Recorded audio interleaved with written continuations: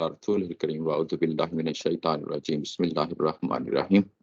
हम आया नंबर 12 पे थे और अभी मुकम्मल नहीं कर पाए थे। तो अभी दरमियान में हैं। ज़ाहिर है कि इन आयात में जो हम पढ़ रहे हैं, एक एक आयत के अंदर बड़े बड़े पेचीदा मज़ामीन हैं। बहुत सारी चीज़ों को एक ही आयत के अंदर परो दिया गया है। आज जो कुछ हम पढ़ने जा रहे हैं वो ये कलाला के हवाले से है।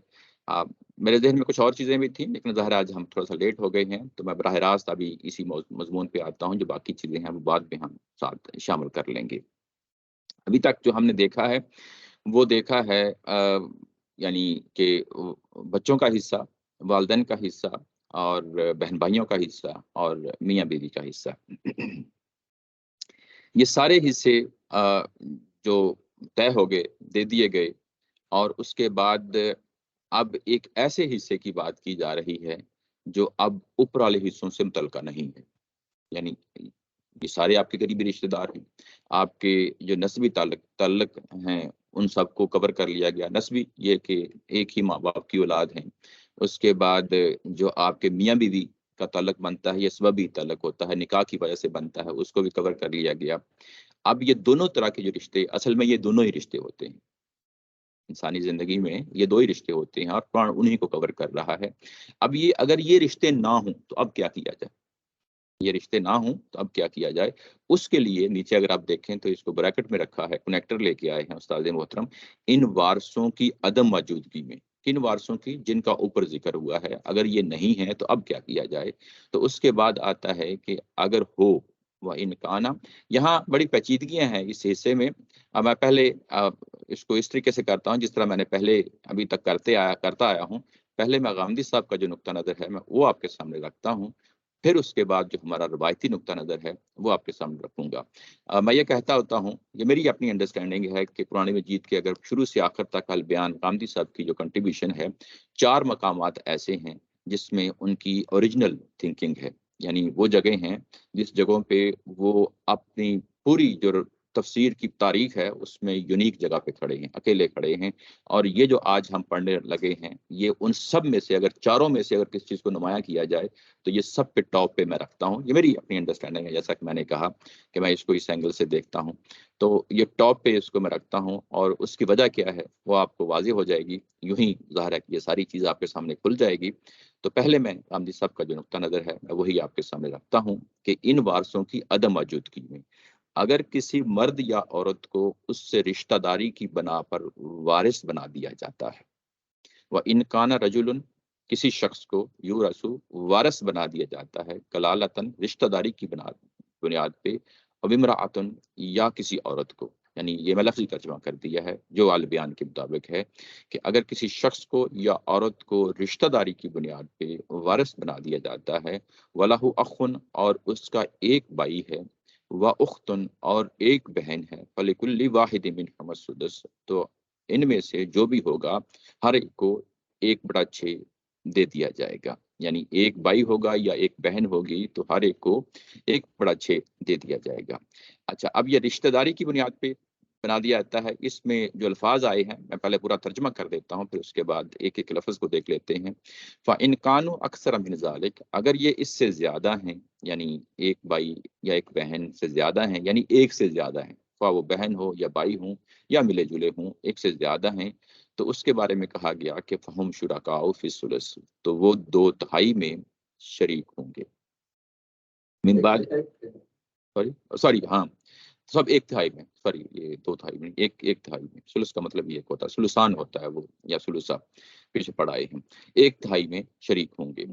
और यहाँ पे भी अगर आप देखें, तो जब ये कहा गया कि अगर उनका एक भाई या बहन हो, तो उनको 1/6 दिया जाएगा। तो उसके बाद 5/6 किसको दिया जाएगा? ये अंडरस्टूड है।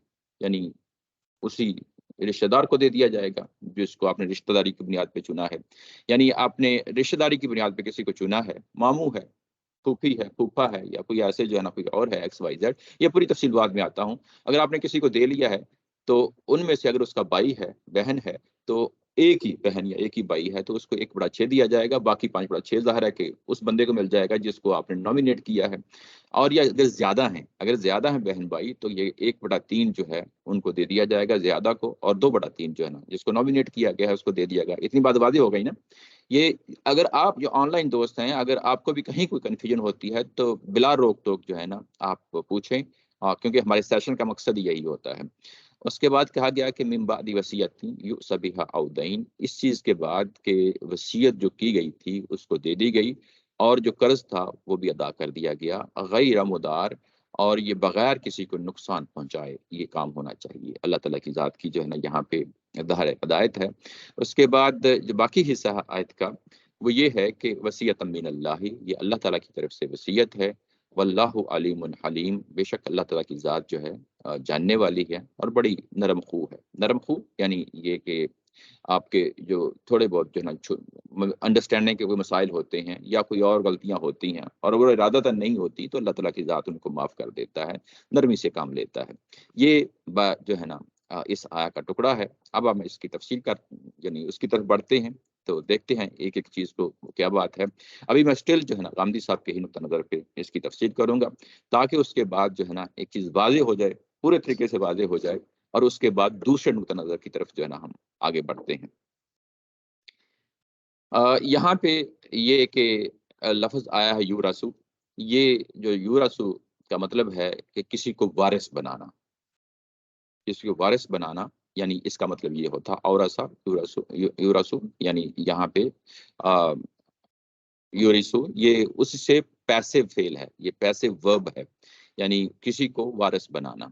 अगर किसी शख्स को वारिस बनाया जाता है कलालतन, कलाला जो है इसको कलाला की आया भी कहा जाता है या कलाला का जो है ना हुक्म या शरीयत यानी वो बयान की जाती है। ये बड़ा मशहूर मारूफ लफ्ज़ है हमारी फ़िक़ा के अंदर, और आम तौर पे ज़ाहिर है जब हम यहाँ पहुँचे हैं तो इसको कलाला ही की आयत कहा जाता है, कलाला ही का हुक्म कहा जाता है। अब कलाला का क्या मतलब है? अब हम इसको देखना है। कलाला के जो है ना अगर आप डिक्शनरी के मीनिंग में जाएँ, आज ही नहीं बल्कि सदियों पहले जब कुरान मजीद नाज़िल हो रहा था उस वक़्त भी इसको देखें तो ये इसके 3 माने हैं। कलाला के 3 माने हैं। कलाला का एक माना तो ये है कि जिसके माँ-बाप ना हों और औलाद ना हो। पीछे माँ-बाप ना हो और आगे औलाद ना हो, उसको कलाला कहते हैं। ये बात वाज़ेह हो गई? यानी इस चीज़ को पल्ले बाँध लें कि ये जितनी भी बहस अब होने लगी है, एक-एक चीज़ को उसको अपनी गिरफ्त में लेके आएँ, मज़बूती से उसको पकड़ें और दाँतों के साथ, हाथों के साथ उन लफ्ज़ों के मीनिंग जो है ना पकड़ लें। यानी एक माना इसका ये है कि जिसका पीछे ना वालिदैन हैं, ना आगे औलाद है और वो तने-तनहा है। अच्छा, ये एक माना है। दूसरा माना इसका ये है कि कोई भी शख्स एक्स, वाई, ज़ेड उसके वो तमाम रिश्तेदार जो माँ-बाप से तल्लुक न रखते हों और अपने औलाद से तल्लुक न रखते हों, उन सबको कलाला कहा जाता है। एक तो वो शख्स हो गया, यानी जिसके पीछे कुछ नहीं है और आगे कुछ नहीं है, उसको भी कलाला कहते हैं, और उसके बाद उन रिश्तेदारों को भी कहते हैं, जो आपके अपने माँ-बाप और औलाद से तल्लुक़ा नहीं है, ठीक है ना? वो कौन-कौन से रिश्तेदार हो गए हैं? वो आपके 2 ही रिश्तेदार होते हैं, दुधियाली और ननिहाली। 2 ही तरह के रिश्तेदार होते हैं। दुधियाली में जो है ना आपके चाचा-ताया हो जाएँगे और उनकी औलाद हो जाएगी और फूफियाँ हो जाएँगी। ये दुधियाली रिश्ते हैं ना सारे के सारे, या इसको और एक्सटेंडेड जो है ना जितना आप देख सकते हैं, पिला सकते हैं, पिला लें। ये आपके दुधियाली हैं रिश्ते। दुधियाली सॉरी का मतलब ये है, सॉरी ये आपके बाप-दादा से यानी जो चीज़ आपको मिली है, वो है रिश्ते। एक आपके माँ के ननिहाली रिश्ते होते हैं। ननिहाली रिश्ते क्या होते हैं? नाना होता है, नानी होती है और मामा, मामू और उसके बाद उनकी औलादें होती हैं। तो ये 2 तरह के रिश्ते हैं। यानी इसमें सारे रिश्ते आ जाते हैं जो आपके दुधियाली हों या ननिहाली हों और उनकी औलादें, ये सारी की सारी आ जाती हैं। अब ये चीज़ वाज़ेह हो गई कि ये एक माना वो हो गया, मैं बार-बार रिपीट कर रहा हूँ इसलिए जो मरने वाला है वो भी कलाला नहीं, नहीं, नहीं, अब नहीं, नहीं, अभी अब मैं इसको रिलेट नहीं कर रहा, मैं सिर्फ़ कलाला का मतलब बता रहा हूँ। नहीं, कलाला का मतलब आप ये कह रहे हो कि जो मरने वाला है मैं वो अभी भी कलाला देखें हो सकता है वो या नहीं? मरने वाला और ना मरने वाला वो बात बाद में बहस करनी है। नहीं, मुझे असल में समझना है ना, आप वो मुझे मैं उस पे आऊँगा ना।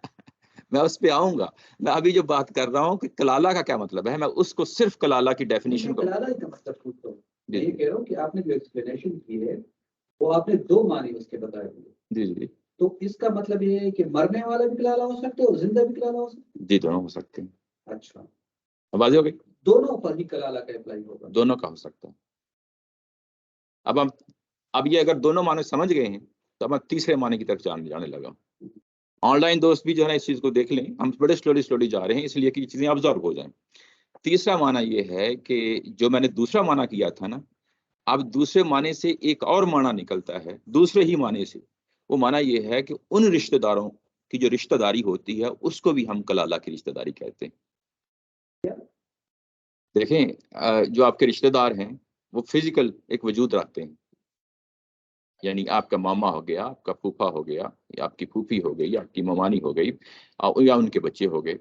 तो ये रिश्ता भी कलाला कहलाता है और वो अफराद भी कलाला कहलाते हैं। ये बात वाज़ेह हो गई। यानी रिश्तेदारी को भी कलाला कहते हैं। यानी या मैं कहूँगा कि अब मैं वो रिश्तेदारी को बयान करना है ना, जो मेरी दूसरे लोगों के साथ रिश्तेदारी है, मेरी मामू के साथ रिश्तेदारी है, मेरी चाचे ताए के साथ रिश्तेदारी है, मैंने उनको बयान करना है। जब मैंने उनको बयान करना है तो उस रिश्तेदारी को भी कलाला कहते हैं। बात वाज़ेह हो गई। यानी असल में दो माने हैं। जो दूसरा माना है उसका एक और शेड है, उस रिश्तेदारी को भी जो है ना कलाला कहलाते हैं। उस आदमी को भी कलाला कहते हैं और उसके साथ जो रिश्तेदारी है उसको भी कलाला कहते हैं। ये बात वाज़ेह हो गई, बात वाज़ेह हो गई। यहाँ गांधी साहब ने तीसरा माना लिया है, दूसरा या तीसरा इससे कोई फर्क नहीं पड़ता। हाँ। यानी रिश्तेदारी की बुनियाद पे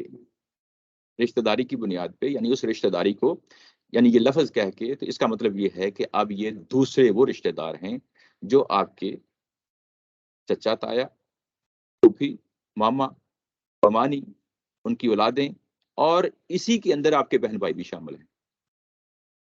इसी के अंदर आपके बहन भाई भी शामिल हैं। ये दूसरे माने में, पहले में नहीं।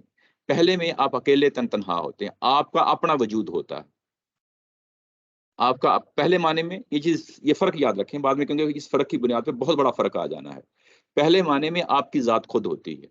वो जात क्या होती है कि आप हैं और ना आपके पीछे है ना आपके आगे। आपकी जात कलाला है, आपकी जात कलाला है। दूसरे माने में आपकी जात जो है ना वो कलाला नहीं होती, बल्कि आपके रिश्तेदार कलाला होते हैं।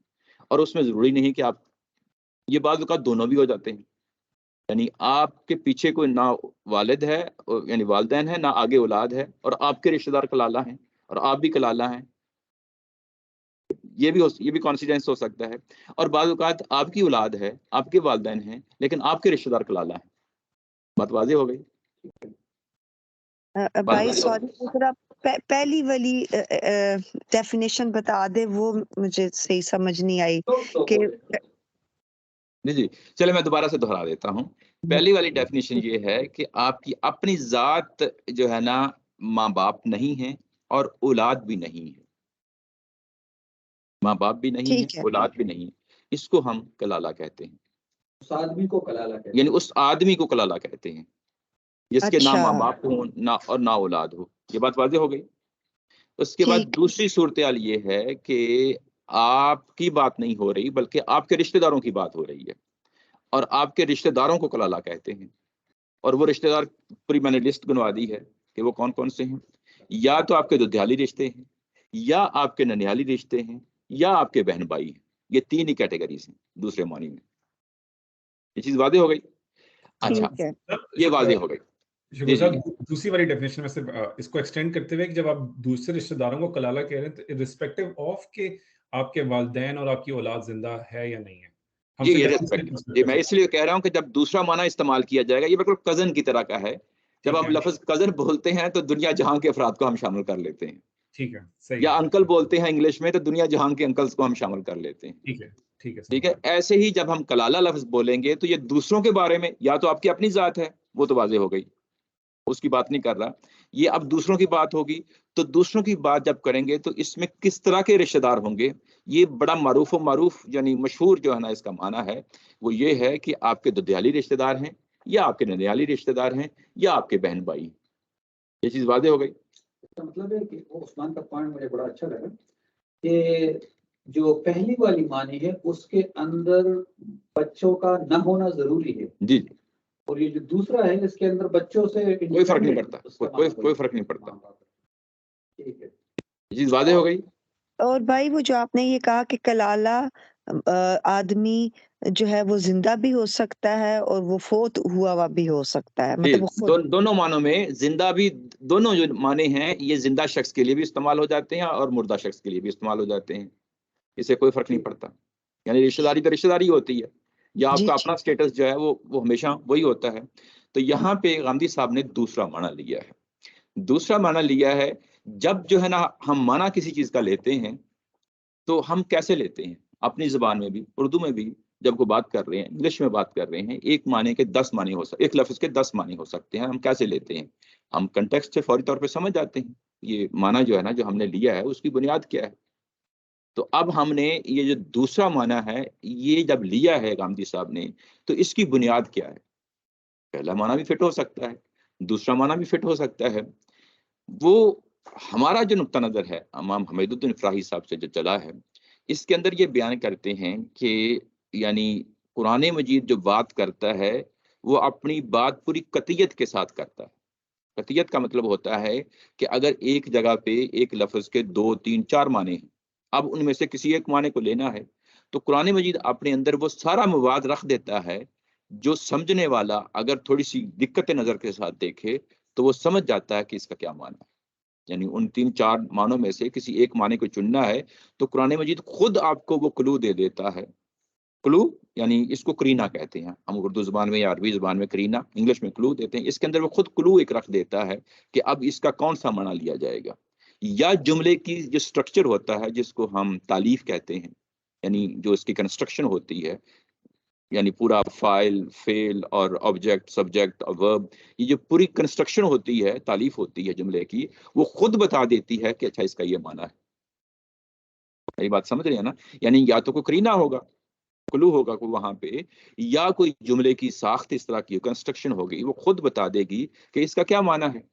अब हमारे सामने 2 माने आ गए हैं, 2 माने आ गए हैं।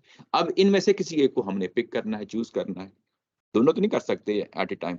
तो अब हमने देखना यह है कि इल्मी तौर पे कि यहाँ पे दूसरे जो माना ले रहे हैं उसकी बुनियाद क्या है।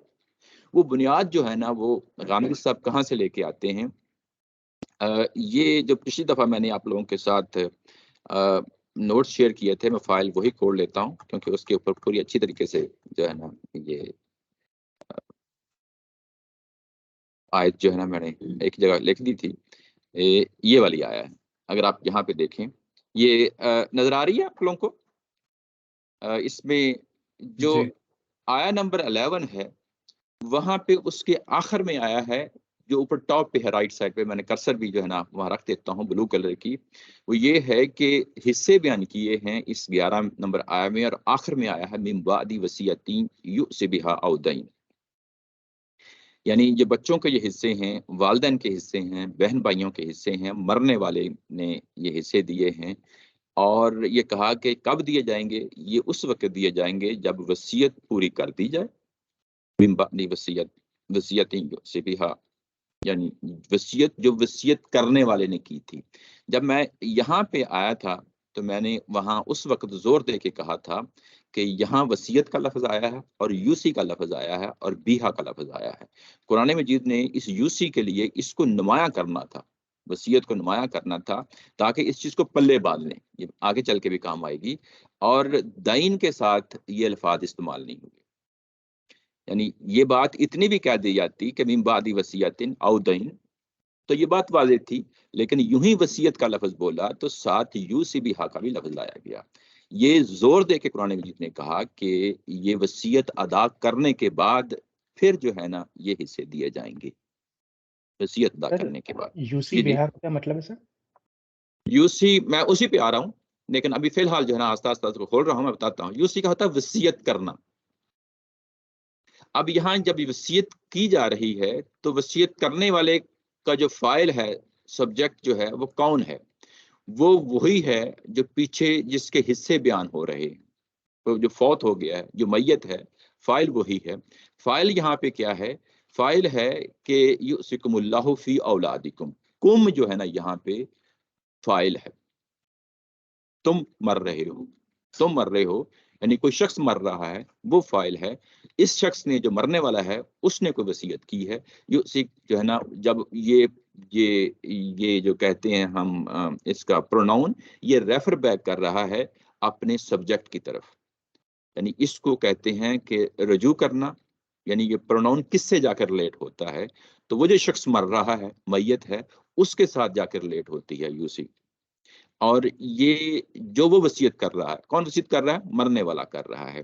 अब आप आते हैं अगले हिस्से में, आय नंबर 22 के, सॉरी 12 के, तो यहाँ पे कौन मर रहा है? वलाकुम निस्फु मा तरका अज़वाजुकुम। यहाँ पे अगर आप देखें तो बीवी मर रही है और शौहर का हिस्सा जो है ना डिफाइन हो रहा है। और जब बीवी मर रही है तो उसके बाद कहा कि मिन बादी वसीयतिन युसीना बिहा औ दैन। युसीना ये जमा का सीगा है, यानी ये वर्ब जो है ये जमा का है।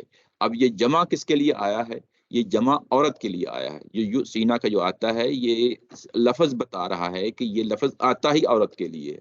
यानी ये थोड़ी सी अरबी ग्रामर समझे तो जाहिर है कि उसे आसानी से, ये नून आखिर में आता है इस तरीके से, ये और नून, तो ये बता देता है कि ये औरतों के लिए, औरतों के लिए है। तो अब ये औरतें क्या हैं? ज़ाहिर है बीवी फौत हो रही है, एक से ज़्यादा भी, ज़ाहिर है कलेक्टिवली बात हो रही है ना। तो अब ये कि अब यहाँ वसीयत करने वाला कौन है? औरत है वसीयत करने वाली, फाइल ज़ाहिर है पीछे है। अब वो अज़वाजुकुम का जो है ना वो पीछे फाइल है, सब्जेक्ट है, और युसीना ये क्या है? यहाँ पे फेल है, और इसके अंदर जो प्रोनाउन है वो खवातीन से है, जो बीवियां हैं उनसे मुतल्लिका है। अब आगे बढ़ते हैं तो जब मर्द मियाँ फौत होता है तो उसके बाद मियाँ के लिए लफ्ज लाया गया कि तु सूना बिहा मिन बादी वसीयतिन तु सूना बिहा। अब तु सूना ये जमा के लिए है, किन के लिए? मर्दों की जमा के लिए आया है। जब तुम वसीयत करो, ठीक है ना, जो तुमने वसीयत की, जो तुमने वसीयत की, ये तू सोना, ये प्रोनाउन जो है ना इसका पीछे फाइल मौजूद है, यानी सब के अंदर फाइल जो करने वाला है वो मौजूद है। तरक तो कहाँ है? जी जी, जी जी, जो तुम छोड़ो, जो तुम छोड़ो, इन सब के अंदर जो है ना फाइल मौजूद है। फाइल क्या है? जिस तरह मैं कहता हूँ कि अकबर ने किताब पढ़ी, अकबर दौड़ा, तो अकबर फाइल होता है, दौड़ना फेल होता है, किताब जो है ना वो ऑब्जेक्ट होता है, ठीक है ना, यानी मफूल होता है, यानी उर्दू जुबान में जब हम बोलते हैं तो ये या वर्ब होता है। तो वर्ब के अंदर ये चीज वादे होती है कि ये कौन कर रहा है, ठीक है ना। मैं ये कहूँ कि अकबर दौड़ता है, ठीक है, अकबर ने किताब पढ़ी, तो ये सारी चीजें जो है ना इसके अंदर वादे होती हैं कि ये प्रोनाउन जो है फेल का ये किस तरफ जा रहा है, करने वाला कौन है। ये चीजें वादे हो गई। जब हम जो है ना इस आय में आते हैं तो यहाँ पे एक खास फर्क पड़ जाता है। वो फर्क क्या है? वो फर्क ये है कि यहाँ पे मिन बादी वसियतिन युसा बिहा का लफ्ज आ गया है, यानी यहाँ पे आके यूसी का होना ये चाहिए था कि ये यूसी होता, लेकिन ये यूसी की बजाय ये यूसा हो गया है। अब ये हो गया है जिसको हम कहते हैं पैसिव वर्ब। पैसिव वर्ब हो गया है। जब पैसिव वर्ब हो जाता है तो इसका मतलब ये है कि वहां से फाइल निकल जाता, यानी फाइल का फिर जिक्र नहीं होता। मैं आपको उर्दू जुबान में समझाता हूँ, अपनी जुबान में मैं ये कहता हूँ कि अकबर शाम को दुकान बंद करता है। अकबर शाम होती है तो दुकान बंद करता है, यानी दुकान बंद करना ये एक्टिव फेल है। दुकान बंद करना एक्टिव फेल है और इसका फाइल अकबर है, करने वाला। लेकिन यूं ही ये मैं कहूंगा कि शाम होते ही दुकानें बंद हो जाती हैं। तो यहाँ पे अब क्या हो गया? फाइल, फाइल नहीं है। हमने एक काम जो रूटीन के साथ हो रहा है उसको बयान करना है। हमने सारा फोकस किस पे आ गया है? काम पे आ गया है। जब काम पे फोकस आ गया है तो फिर हम इंग्लिश हो, उर्दू हो, अरबी हो, कोई भी जुबान XYZ हो, तो हम उसको पैसिव वर्ब से जो है ना शो करते हैं, एक्टिव वर्ब से शो नहीं करते। यानी काम पे फोकस आ जाए तो फिर हम जो है ना वो पैसिव वर्ब के साथ उसको शो करते हैं। यहाँ पैसिव वर्ब आ गया है, यानी उस वसीयत के बाद जो की जाती है या की गई या की चुकी, ये सारे इसके अंदर जो ना माने आ जाते हैं। उस वसीयत के बाद जो की जाती है। अब यहाँ पे फाइल गायब हो गया है। जब फाइल गायब हो गया है तो इसका मतलब ये है कि जुमले के शुरू में जो कलाला का जो लफ्ज आया है वो पहले मानी में इस्तेमाल नहीं हो सकता। पहला मानी जो है वो फाइल बना देता है जुमले को। पहला लफ्ज जो है कलाला, पहला माना क्या था, यानी खुद जो है वो, यानी खुद जो शख्स जो है वो ना माँ बाप हैं और ना औलाद है। वो आम, हमारा जो आम माना है वो पहले माने की तरफ नहीं जाता। ठीक है ना। यानी ये, अगर आपको मैं इसको सादा उर्दू जुबान में समझाता हूँ, ज़ाहिर है कि ये यहाँ मुश्किल है सारी सूरत हाल को समझाना। मैं ये कहता हूँ कि अकबर ने खाना खाया और पानी पिया। अब दो चीजें हैं, अकबर ने खाना खाया और पानी पिया। अगर मैं ये कहूँ कि अकबर ने खाना खाया और पानी पी लिया गया, अकबर ने खाना खाया और पानी पी लिया गया। अब मैंने क्या किया कि पानी पी लिया गया से फाइल जो है ना उसको खत्म कर दिया।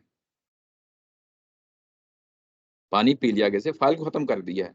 जब फाइल खत्म कर दिया है तो अब ये जो पानी पी लिया गया है ये अब अकबर के साथ रिलेट नहीं हो सकता। अगर ये रिलेट करेंगे तो मैं फिर आपको ये कहूंगा कि ये जुमला ठीक नहीं है। मैं ये कहूंगा कि अकबर ने खाना खाया और पानी पिया, तो फिर जो है ना ये अकबर के साथ रिलेट हो जाएगा। लेकिन मैं ये कहूँ, अगर ये कहूँ कि अकबर ने खाना खाया और पानी पी लिया गया, तो या तो उसको कहूंगा कि या पहला हिस्सा ठीक करो या फिर जो है ना दूसरा हिस्सा ठीक करो, तो फिर जुमला ठीक होगा, समझ में आएगा, अदरवाइज नहीं समझ में आएगा।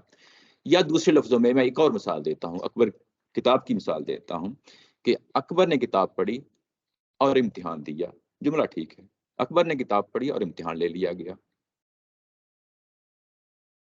ठीक है ना। ये हमारे यहाँ वैसे होता है, ध्यान ले लीजिए। यानी ये दो चीजें जो है ना मुख्तलिफ हो जाती हैं। इम्तिहान लेने वाला कोई और है, ठीक है ना। यानी वो पिछले फाइल के साथ रिलेट नहीं चीजें होती, रिलेट तभी होंगी जब जो है ना दोनों का फेल जो है एक्टिव आए, ठीक है ना। यहाँ पे सूरत हाल क्या हो गई है, पीछे अगर हम देखें तो पीछे क्या था, मरने वाले ने मर गया है, मरने वाला मर गया है, उसके हिस्से तकसीम कर दो, इस तरह हिस्से तकसीम कर दो, और उसके बाद वसीयत का जो है ना तकसीम कर दो जो उसने वसीयत की हो। यानी पहले वाले ने यही इसमें हुआ ना, यानी जिसमें माँ बाप के हिस्से बयान हुए, बहन भाइयों के हिस्से बयान हुए, उसमें हमने यही कहा मरने वाला मरा है और उसके बाद ये हिस्से हैं, और उसके बाद वसीयत जैसे कि उसने वसीयत की थी उसके मुताबिक वसीयत कर दो। उसके बाद शौहर की सारी बीवी की बारी आई, बीवी मरी है, शौहर को हिस्सा मिला है, तो हमने क्या कहा, बीवी मर गई है, अब उसके बाद जो हिस्से हैं इस तरह हिस्से दे दो और उसके बाद वसीयत दे दो जिस तरह की उस खातून ने वसीयत की थी। ये चीज वादे हो गई। तीसरा जो है ना सिनारियो हमारे सामने आया, जिसमें जो है ना वो मर्द जो है ना फौत होता है, औरत जो है ना बीवी जो है वो उसका हिस्सा आता है, तो उसमें कहा गया कि शौहर मरने वाला मर गया है, उसके बाद बीवी को इस तरह हिस्सा दे दो, और ये कब होगा, जिस तरह उसने वसीयत की थी, जो उसने वसीयत की थी उसके मुताबिक। यहाँ पे जब आते हैं तो यहाँ पे ये कहा जाता है कि कलाला है, कलाला है, और कलाला के बाद उसके बहन भाई हैं, कलाला के बाद बहन भाई हैं, और उसके बाद वसीयत कर दो जो कर दी गई। अब ये पिछले के साथ रिलेट नहीं कर रही, पिछले के साथ बात के साथ रिलेट नहीं कर रही, तो ये बहुत बड़ा क्लू है। जो क्लू जो है यानी करीना इसके अंदर ही आ गया है, ये बता देता है कि ये पहले मानी में नहीं है, दूसरे मानी में अब ये इस्तेमाल होगा। अगर पहले मानी में लेंगे तो ये फाइल बन जाएगा, जो कि फाइल यहाँ पे यूसा का लफ्ज जो है ना वो यानी वो लिंक ही नहीं हो रहा उसके साथ। अगर ये पहले मानी में ले लिया जाए, मरने वाला यानी जिसके ना पीछे औलाद है ना ही वालिदैन है, और वो अकेला है, और उसके साथ रिलेट करना है, तो फिर यहाँ पे यूसी बिहा आना चाहिए था, यूसा बिहा नहीं आना चाहिए था। यूसी का मतलब जो उसने वसीयत की।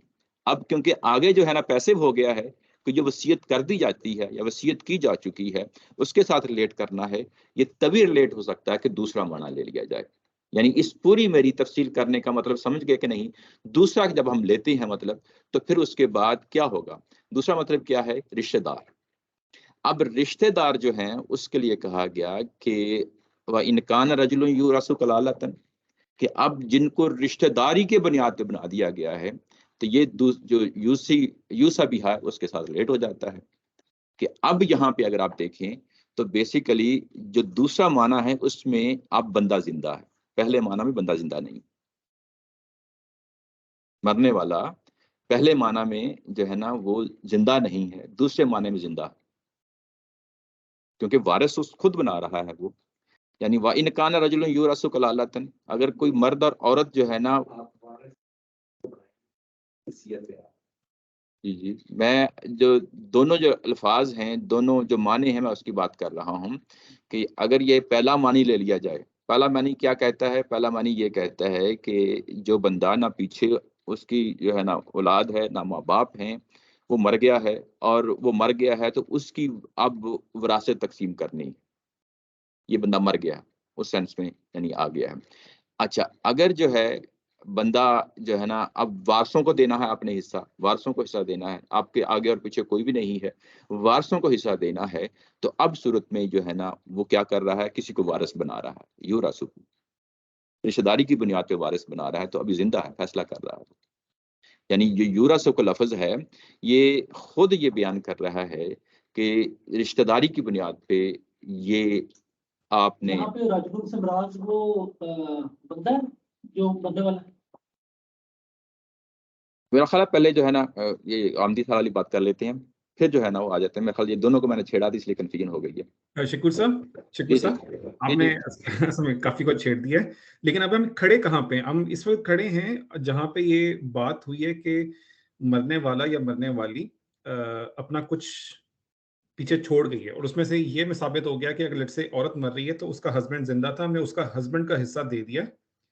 हमने ये भी चेक कर लिया है कि हमारे पास उसके पीछे माँ बाप और उसकी औलाद नहीं है, हम यहाँ पे खड़े हैं। जी जी, इस पॉइंट पे खड़े होने के बाद अब फैसला कर रहे हैं कि अच्छा उसकी माँ बाप भी नहीं है और उसकी औलाद भी नहीं है और उसके हस्बैंड को उसका हिस्सा दे दिया गया है। अब और बहन भाई भी नहीं थे, तो अब हम कलाला डिफाइन कर रहे हैं, यहाँ पे खड़े हैं हम लोग। जी, कलाला डिफाइन करते हुए तो ये तो हमने देख लिया कि इसके 3 माने हैं या इसके 2 माने हैं। ठीक है, कलाला अब वो हमने जो है ना वो देखना ये है कि ये पहला मानी है या दूसरा मानी है। पहला मानी जो है ना वो नहीं लिया जा सकता, इसलिए कि फ़ाइल मौजूद नहीं है। यानी ठीक है, किस में फ़ाइल मौजूद नहीं है? यू सबिहा में फ़ाइल मौजूद नहीं है। जब फ़ाइल मौजूद नहीं है तो ये कलाला पीछे फ़ाइल नहीं बन सकता। ठीक है। साहब अगर कोई बंदा ये पे उस पर तो दूसरे तक करे, क्या सॉरी? तो किसके दूसरे पॉइंट से काफी पॉइंट बात करे जी, जी। कि देखें अल्लाह ताला अगर वहां कहते कि अगर मर्द हो तुम्हारे लिए आधा है तुम्हारी औरतों का, अगर वो वसीयत जो उन्होंने वसीयत की हो उसके बाद, जी, जी। तो अल्लाह ताला कहते हैं कि तुम्हारे लिए आधा है तुम्हारी औरतों का जो वसीयत की गई हो उसके बाद, जी, जी। तब भी एक ही बात होती है, कॉमन सेंस है, वसीयत उधर औरत ने करनी जो मरी है। जी, जी। लेकिन अल्लाह ताला अगर वहां भी नहीं, नहीं, तो सारा नहीं, नहीं, वो देखें सब कुछ कर लेते तो क्या ये फर्क पड़ता है? वसीयत की गई है, उसके साथ नाउन लाना पड़ता है फिर एडिशनल। ये हम अपनी ज़ुबान में भी इस्तेमाल करते हैं और इंग्लिश में भी करते हैं। मैं कह रहा हूँ यानी ये वाला यूसा का वर्ड अगर वहां भी आ जाता जी, जी। तो तब भी चल जाता। नहीं, नहीं चलता। ये सेंटेंस जो है ना रॉन्ग अगर हो हम ये कहें कि देखो मर्द के लिए ना बीवी का आधा है, उसके बाद जो वसीयत की गई। की गई हो, अब कौन करेगा वसीयत? जो मर का वही करेगा ना। जी, जी। नहीं, लेकिन वहां पर एक और जो लफ्ज इस्तेमाल किया गया है, और जब दूसरा का लफ्ज इस्तेमाल कर रहे हैं तो उससे पहले प्रोनाउन तुम बोला है, नहीं, तरक्तुम नहीं, वो सारी बात। तुमने जो छोड़ा है, तो जो तुमने वसीयत की है, मर्दों तो मर्द तो जिंदा है अभी। अल्लाह ताला कह रहे हैं कि वालकुम निस्फु मा तारका अज़वाजुकुम, तुम्हारे लिए आता है तुम्हारी औरतों ने छोड़ा है, तुमने नहीं छोड़ा, औरतों ने छोड़ा है। नहीं वो आप मैं बात थोड़ी-सी मैं समझ गया तार साहब की। आप कह ये रहे हैं कि जो पीछे बात कही गई थी, जिसमें ये कि औरत के बारे में, शौहर के बारे में, बीवी के बारे में ये बात भी कही गई है कि वहाँ पे अगर पैसे भी होता तो बात चल जाती। मैं समझ गया बात। मैं समझ गया। अच्छा, काम चल जाता। ये बात उर्दू की हद तक तो ठीक है। उर्दू के साथ जब वर्ब लाया जाता है या इंग्लिश के लाया जाता है तो वो इंडिपेंडेंट ऑफ प्रोनाउन होता है। लेकिन अरबी ज़ुबान में ये बहुत बड़ा प्रॉब्लम है कि जब भी पैसिव लाया जाएगा तो वो इंडिपेंडेंट ऑफ प्रोनाउन नहीं होगा। उसके अंदर प्रोनाउन लाज़मी आता है। वो प्रोनाउन जो है वो डिफाइन करता है कि ये किसकी तरफ जो है ना बात कर रहा है। यानी पीछे जो मिसालें दी हैं मैंने आपको सामने रखी हैं, वो मिसालें ये हैं कि आप देख लें, ये मिन बादि वसियतिन युसी बिहा औ दैन, उसके बाद मिन बादि वसियतिन युसीना बिहा औ दैन, युसीना मिन बादि वसियतिन तुतूना बिहा। अब ये प्रोनाउन जो है ना ये पुकार के कह रहे हैं कि पीछे फाइल खड़ा है। क्योंकि पीछे जो कि फाइल है, इसीलिए अल्लाह ताला ने वो वाले प्रोनाउन यूज किए हैं, प्रोनाउन किए verbs हैं। सही। अगर अल्लाह ताला पैसिव वर्ब यूज कर लेते, जी जी, तो ये वो बात समझ में आ रही नहीं है। अरबी ज़बान में वो नहीं, जुमला जो है ना अरबी ज़बान में ठीक नहीं होता, वो जुमला होता ही और नहीं उसके ठीक। साथ ये उर्दू ज़बान में चल जाता है लेकिन अरबी ज़बान में ये ठीक नहीं होता। मेरा तो ये बहुत बड़ा क्लू है, आप लोग इस पर बिल्कुल तवज्जो नहीं दे रहे हो। मेरा सवाल जो वही है, जो मैंने कहा सब कुछ बोल दिया, कि वहां पर वो जो पहला जुमला है नंबर, वो पूरा जुमला पुकार पुकार के कह रहा है कि पीछे फाइल मौजूद नहीं है। नहीं, मैं मेरा जो पॉइंट है वो डिफरेंट है। मैं जी ये जी कह रहा हूँ कि देखिए कहाँ पर गया वो नंबर, आपने जो शेयर किया था नंबर, जी मैं वो शेयर करें तो जी ये देखिए पहला जो जुमला है जी जी मिन बादी वसीयतिन यूसवी जो आया है, जी जी, ये यूसवी किस जगह पर जा रहा है? यानी जो मरने वाला जो है, वसीयत करे, जो वसीयत करे, मरने वाला वसीयत करे। मिन बाद वसीयत यूसी बिहा, जो कि वसीयत वो कर जाए। जी जी अगर तो यहाँ कहते हैं मिन बाद वसीयत यूसा बिहा, तो हम पढ़ते इसको कि मिन बाद वसीयत जो की गई हो, जो की गई हो, तो अब हम वो कहते हैं कि इंडिपेंडेंट अगर हो। इसने करने थी, वही मर गया तो उसने की हाँ होगी, उसी ने की होगी। तब भी हम समझ जाते हैं। हाँ अच्छा, ये जो आगे दूसरा है मिन बादी वसीयतिन यूसीना, जी जी तो देखिए इससे पहले जो आया है वलकुम निस्फु मा तरका अज़वाजुकुम, जी जी ये जो अज़वाजुकुम है, जी अज़वाज और कुम, अज़वाज के साथ ये यूसीना आया है, जी जी, तो अज़वाज और यूसीना को आप अलग नहीं कर सकते एक दूसरे से। नहीं कर सकते। ये जो आखिरी जुमले में आप देख लें, वहां आया है मिम्मा तरक्तुम, जी जी, तरक्तुम और तूसूना को आप अलग नहीं कर सकते। नहीं कर सकते। तो ये जो दोनों जुमलों का आपस, इसको आप वहां नहीं ले जा सकते, वो जो वहां पर अलग से एक जुमला है कि वलकुम, उस यानी जुमले के साथ पीछे मैं अलग नहीं कर पीछे सकता। पीछे जितने भी जो है ना वो अल्फाज लाए गए हैं वो फाइल के ही बारे में है। क्योंकि यहाँ यहाँ मखसूस करीना अंदर पड़ा हुआ है। जी जी, अच्छा इसके अंदर जो है ना ये करीना पड़ा हुआ है। यहाँ पे ये बता रहे हैं पिछले सब में कि ये तू सोना यूसीना और यूसी ये सब बता रहे हैं कि पीछे फाइल मौजूद है। इसके लिए वसिया के बाद यूसा बिहा के पीछे फाइल मौजूद नहीं है, फाइल से इंडिपेंडेंट कर दिया गया है। तो इसका मतलब ये है कि पीछे फाइल नहीं है। अब पीछे फाइल कलाला को फाइल नहीं लिया जा सकता। असल उसमें जो है ना, कलाला को फाइल नहीं। पॉइंट समझ लेते हैं जी कि मैं अलग अलग नहीं कर रहा, मैं सिर्फ ये कह रहा हूँ कि वहाँ पे एक्टिव वर्ब यूज हुआ है, जी यहाँ पैसिव यूज हुआ है, और बिल्कुल ठीक हुआ है। सही। लेकिन इस पैसिव वर्ब को हम बेस बना के जी जी उस कलाला के साथ जो जोड़ रहे हैं ना, जी जी, मैं कहता वो हूं कि अकेली दलील नहीं वहाँ है। भी वो अकेली दलील नहीं है, वो वो वहाँ भी अगर आया था वो के तो आज हम कह रहे होते कि अगर वहाँ पे दूसरा आया होता ना, तो हम सही कह रहे होते, अल्लाह ताला कह रहे हैं सही। कि अगर एक मर्द मर जाए, मैं मर्द हूँ मगर तुम्हारे लिए तुम्हारी बीवियों का आधा है, जी जी जो वसीयत करी हो उसके बाद, जी जी तो हम कहते हैं कि वसीयत तो मरने वाले करता है हमेशा, तो जो जी उन्होंने वसीयत की थी उसके बाद। जी जी तो यहाँ पर भी वही वर्ड यूज हुआ है। जी जी ये इतना बड़ा क्लू मुझे लग नहीं रहा था। उससे बड़ा क्लू तो ऊपर मौजूद है, यूरस में मौजूद है। इससे बड़ा जी वादे क्लू जी, मैं उसी की तरफ वन बाय वन उसी की तरफ आ रहा हूँ। लेकिन ये कि पहली दलील जो है ना जो आंखें खोल देने वाली है वो दलील यहाँ से पकड़ी जाती है, यूसा से। ये पहली दलील है। आगे कई एक दलीलें हैं, ये अकेली दलील नहीं है, मैं मानता हूँ ये अकेली नहीं है। इसके बाद और भी मेरे लिए तो जो पहली दलील है जी ना, जी वो उसी उसके अंदर है कि जी। यूरस। दूसरी दलील, ये बात समझ गए ऑनलाइन दोस्त सारे, कि असल दलील ये है कि यहाँ पे पैसिव वर्ब यूज हो गया है। अब ये पैसिव वर्ब इटसेल्फ एक करीना बन गया है। ये हमें क्लू दे जाता है कि ये पहले मीनिंग में इस्तेमाल नहीं होगा, सब्जेक्ट मौजूद नहीं है, क्योंकि सब्जेक्ट नहीं है। ये हमें दलील दे गई है कि पीछे सब्जेक्ट नहीं है। तो इसका मतलब ये है कि पीछे फाइल करने वाला कोई मौजूद नहीं है, करने वाला यानी मौजूद नहीं है। अब हमने करना क्या है कि दूसरी दलील की तरफ बढ़ते हैं। दूसरी दलील ये है कि वह इनकान रजुलन यूरसु, जिसको वारिस बनाया जाता है, किसी शख्स को वारिस बनाया जाता है। यहाँ यूरसु फिर जो है ना पैसे भी इस्तेमाल हो गया। ये बड़ी स्ट्रॉन्ग दलील है। यहाँ पैसे बनाया जाता, जो पैसे है, दूसरी दलील जो है इसके अंदर वो है जिसको वारिस बनाया जाता है। अच्छा, अब इसका दूसरा माना भी लिया जाता है कि जिसकी विरासत तकसीम की जाती है, वो दूर का माना है, यानी उसको तकल्लुफ से माना लिया गया है। आम अरबी जुबान में आज की हो या कुरान मजीद की जुबान में हो, तो जब इस तरह का कंस्ट्रक्शन आता है, जुमले की इस तरह की साख्त आती है, तो ज़ेन फौरी तौर पे ये उस तरफ चला जाता है कि जिसको बनाया जा रहा है वारिस, जिसको वारिस बनाया जा रहा है, ये इसका पहला मानी है। लेकिन ये कि जिसकी जो है ना वारिस तकसीम, विरासत तकसीम हो रही है, ये दूर का माना है। ये दूर का माना है। दूर का माना जो है ना नहीं लिया जाता, जो करीब का माना होता है उसको फौरी तौर पे किया जाता है कि जिसको वारिस बनाया जा रहा है। और वारिस बनाया जा रहा है किसकी बुनियाद पे?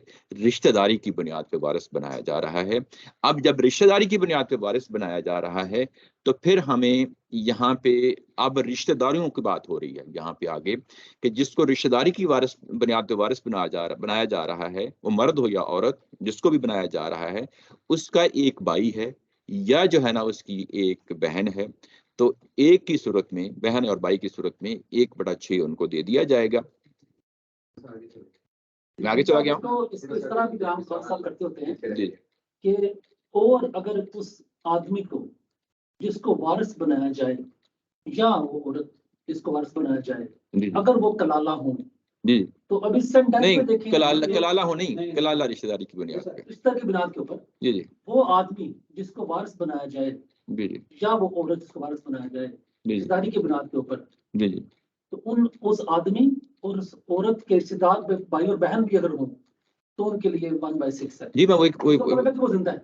जी मैं वही यहाँ से कहना वो निकालते होते हैं जी, जी। कि जो बंदा है ना, जी जी जिसकी रजुल से मुराद है बंदा वो है जो मरा नहीं है। रजुल और इमरात यहाँ पे वो लोग हैं जी जी जो मौजूद है। जी जी मैं इसमें मरने वाले की बात नहीं ये उसी की असल बात में ये पॉइंट उन्होंने बड़ा स्ट्रॉन्ग जी ये वही बात मैं कर रहा हूँ कि जो जिसको रिश्तेदारी की बुनियाद पे आपने रिश्तेदारी की बुनियाद पे वारिस बना दिया है वो जिंदा है, और रिश्तेदारी जो टारगेट जिसको आपने वर्षा देना है वो जिंदा है, और उसकी एक बहन जिंदा है, बहन भी जिंदा है, या भाई ठीक, भाई भी वो जिंदा है। क्या क्या इसमें असल में जो दूसरा मौका था ना, वो मैं मेरा ख्याल है दूसरे को उसको वैसे वो इंटरेस्टिंग होगा जी मैं उसकी तरफ आता हूँ। पहले ये ना इसको ये रिश्तेदारी की बुनियाद पे हमने किसी शख्स को चुन लिया, अब जिसको चुना है नॉमिनेट कर लिया है, अब उस शख्स की आगे बहन भाई भी हो सकते हैं। कुरान ये चाहता है कि उनको भी हिस्से दिए जाएं। अब मैं मेरा ख्याल है पूरी आप आगे जाके चले गए, मैं पीछे क्वेश्चन है, आप बात कर रहे थे कि जो जब वारिस बना दिया जाता है वहां पर आप एक बात कर रहे थे कि इसका मतलब है कि बनाने वाला जिंदा है, बनाने वाला भी जिंदा है और बनने वाले भी जिंदा है। ये बात आधे में रह गई थी तो उसमें क्वेश्चंस हो गए थे, तो वहां पे अभी मैं रुका हुआ हूं। वहां पे मेरा था कि बनाने वाला जिंदा हो या ना हो वो तो ख्याल कर मरी जगह पानी जी जी मर गया तो हम बैठ गए ना। नहीं वो जिंदा मरने वर्ड उसके लिए है जो जिंदा है। मरने वाले के बारे में जब मैं कह रहा हूँ जिंदा हो, तो वो बेसिकली फैसला कर रहा है कि वो रिश्तेदारी की बुनियाद पे अपने उसको वारिस बना रहा है। मैं इस सेंस में कह रहा हूँ जिंदा। उसके बाद मर गया, 6 महीने बाद मर गया, साल के बाद। हाँ ये टारगेट जो है ना ये जिंदा वाले, यानी यूं कह लें कि जिस मर्द और औरत को वारिस बनाया जा रहा है, मैं दोबारा से दोहरा देता हूँ क्योंकि वो 2 मर्द हैं जी, एक तो मर गया लेकिन जहाँ जो राजू आया है ये राजू, इनका राजू जो है ये वो है जिसको वारिस बना के वो चला गया। जी जी यानी यहाँ रजुल और औरत जो है ये वरासा है, ये वरासा हैं, और जिस मर्द और औरत को रिश्तेदारी की बुनियाद पे वारिस बना दिया गया है, जिसको आपने नॉमिनेट कर दिया। मुझे लगा था कि आप कह रहे हैं कि ये रजुल वो बंदा है नहीं जो बना रहा है वारिस, तो मैंने कहा था नहीं वो वारिस वो बंदा तो वही है। नहीं ये वो नहीं, सॉरी ये नहीं, ये रजुल जो है ये और है, ये रजुल और औरत ये वरासा। हाँ मुझे भी लगा था जैसे आपने कहा कि ये बंदा है। सॉरी अगर मिसअंडरस्टैंडिंग हो गया तो इसलिए वो सवाल मेरा लिखा तो आपने मैं रुक गया था कि अभी शायद क्लियर होगी बात, लेकिन आप आगे चलिए। जी सॉरी यानी ये जो रजुल है और औरत है जो इमरा का लफ्ज आया है, ये आपके वरासा हैं, और मरने वाले ने या भी जिंदा है या मर चुका है, उसने फैसला किया है कि मैं इनको जो है ना अपनी विरासत दूंगा, और जिसको नॉमिनेट कर रहे हैं उसके आगे भाई है या बहन है एक ही, तो फिर कुरान कहता है कि 1/6 उसको दिया जाएगा, और जिसको नॉमिनेट आपने किया है वो उसको 5/6 चला जाएगा। ये भी वादे हो गई। अगर उसकी इन एक से ज्यादा बहन भाई हैं तो कुरान ये कहता है कि वो फिर 1/3 जो है उन बहन भाइयों को दिया जाएगा, और उसके बाद वो खुद जो है वो ये उसको चला जाएगा, ये चला जाएगा। अच्छा कम पड़ती है मुझे कम पड़ती है। अच्छा ये चले अच्छी बात है। शिकोर साहब एक सेकंड, ये जो आप हिस्से बयान कर रहे हैं ये इंडिविजुअल कर रहे हैं या कलेक्टिव होंगे? 1/6 सबको या 1/6 इंडिविजुअल? नहीं वो पहले हिस्से में ये कहा गया है कि अगर फर्ज किया जिसको आपने नॉमिनेट किया है, ख्वाह वो मर्द हो या औरत, जो वारिस आपने खुद अपनी जिंदगी में किसी को वारिस बनाया है, वो मर्द हो या औरत हो, जिसको भी बनाया है XYZ, अपनी फूफी को बनाया है, अपनी मामी को बनाया है, या उनके किसी एक बच्चे को बनाया है, जिसको भी आपने नॉमिनेट किया है, किसी एक को नॉमिनेट किया है, कुरान ये कहता है कि अब जो है ना विरासत तो सिर्फ उसी के साथ खास नहीं होनी चाहिए, बल्कि इसको फैला देनी चाहिए। अगर उसके बहन भाई हैं, अगर एक ही बहन है या एक ही भाई है, तो उस एक बहन या उस एक भाई को हम 1/6 देंगे और 5/6 हम उस जिसको नॉमिनेट किया उसको दे देंगे। अगर उसके एक से ज्यादा बहन भाई हैं, कता नजर इसके कि वो कितने हैं, तो फिर उसके बाद क्या होगा कि उन सबको 1/3 दे दिया जाएगा। 1/3 देने का मतलब ये है कि फर्ज किया 2 बहनें हैं, 2 भाई हैं, तो अब वो चारों में 1/3 जो है ना बराबर बराबर तकसीम हो जाएगा। अच्छा, बात वाज़ेह हो गई? समझ ठीक है ना? आया, ठीक है। ये जब ये कहा कि बराबर बराबर तकसीम हो जाएगा, तो कुरान मजीद ने यहाँ पे भी मर्द और औरत होने की बुनियाद पे फर्क नहीं किया। ये भी बड़ी अहम बात है। जी, जो मैं पीछे बेटी सवाल और ये बेटे था के कि दरमियान वो फर्क, अगर मर्द और औरत हैं, वो 2/1 की रेशियो चलेगी या इसमें अब वो कलेक्टिव एक ही 1/3 में मैंने सब मिसाल दे दी है ना कि 2 बहनें हों फर्ज किया या 2 भाई हों, और वो जो बाकी हैं, 2 भाई का मतलब ये है कि अब वो खुद शामिल कर लें तो 3 भाई हो गए, फर्ज किया। तो अभी कुरान ये कह रहा है कि उसको अलग कर दो जिसको नॉमिनेट किया है, उसके अलावा 2 भाई हैं या 2 बहनें हैं, तो अब 4 वो होंगे, उन चारों को 1/3 देना है। 1/3 देने का मतलब ये है कि अब वो सारे इसमें बराबर के शरीकदार होंगे, हिस्सेदार होंगे। बात वाज़ेह हो गई? वाज़ेह हो गई। और ये भी कि 1/3 आपने और नॉमिनेट 2/3 लाज़मी करना है। सॉरी, समझ आ गई, बिल्कुल समझ आ गई। यानी फर्ज किया कि जिसको आपने नॉमिनेट किया है वो खातून है। अब खातून जो है ना, यही मिसाल सामने रखें कि खातून है और उसकी एक बहन है या साथ 2 भाई हैं, तो अब वो 3 हो जाएंगे। खातून को हटा देंगे, यानी खातून को शामिल करेंगे तो 4, यानी 4 हो जाएंगे, 2 बहनें 2 भाई, लेकिन खातून को हमने अलग रखना है इसलिए कि उसको नॉमिनेट किया गया है। अब उसके बाद 1 बहन बची और 2 भाई बचे।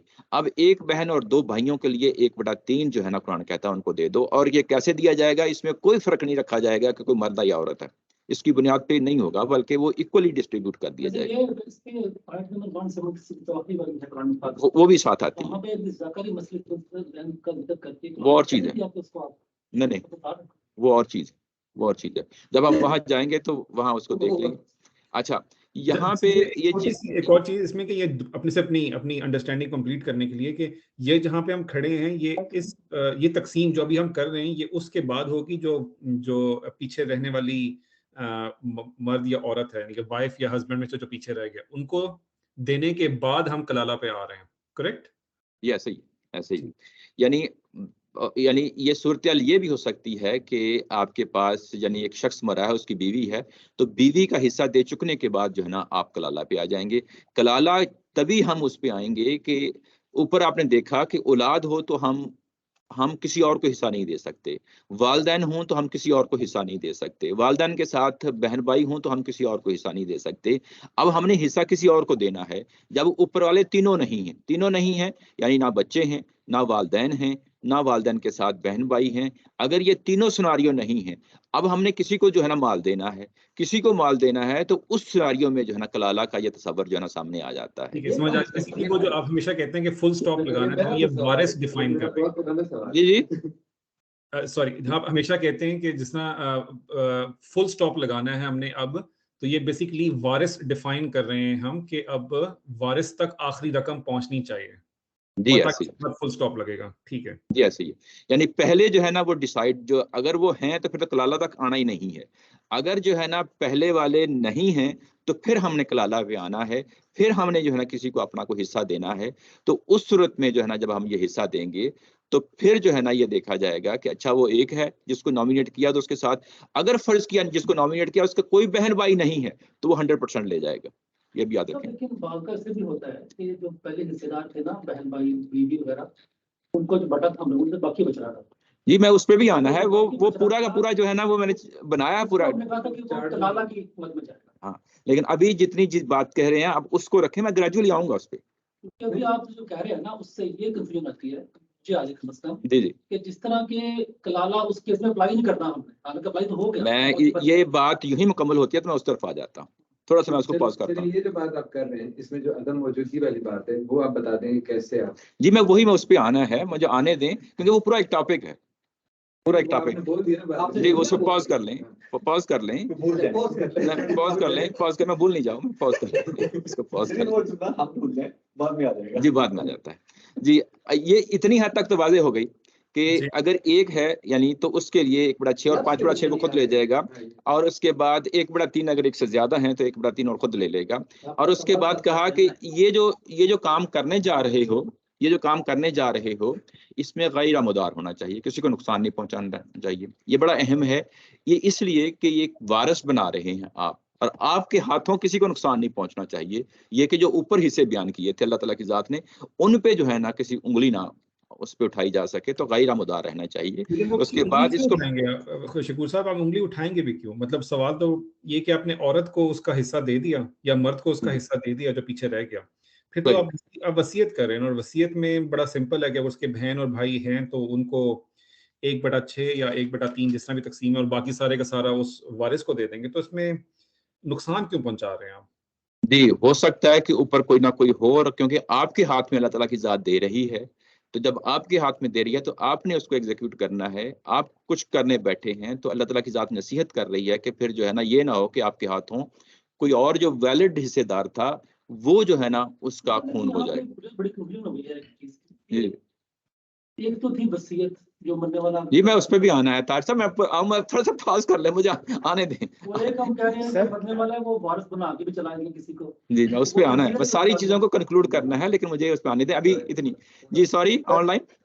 जी सर, ये जो लाइन है जी जी जिसमें ब्रैकेट में ये बताया गया है कि इन वारिसों की अदम मौजूदगी में, जी जी तो जब हम ये कहते हैं कि ऊपर जो अगर बीवी को हिस्सा मिल गया और शौहर को हिस्सा मिल गया तो उसके बाद हम यहाँ पे आएंगे, जी जी तो जब हम कहते हैं अदम मौजूदगी में, जी तो जी ये सेंस मुझे ये समझ आ रही है कि अगर एक ऐसा शख्स है जिसका कोई भी नहीं, ना मियाँ ना बीवी ना औलाद ना माँ बाप, कोई भी नहीं, तो सही। फिर ये लाइन वैलिड होती है।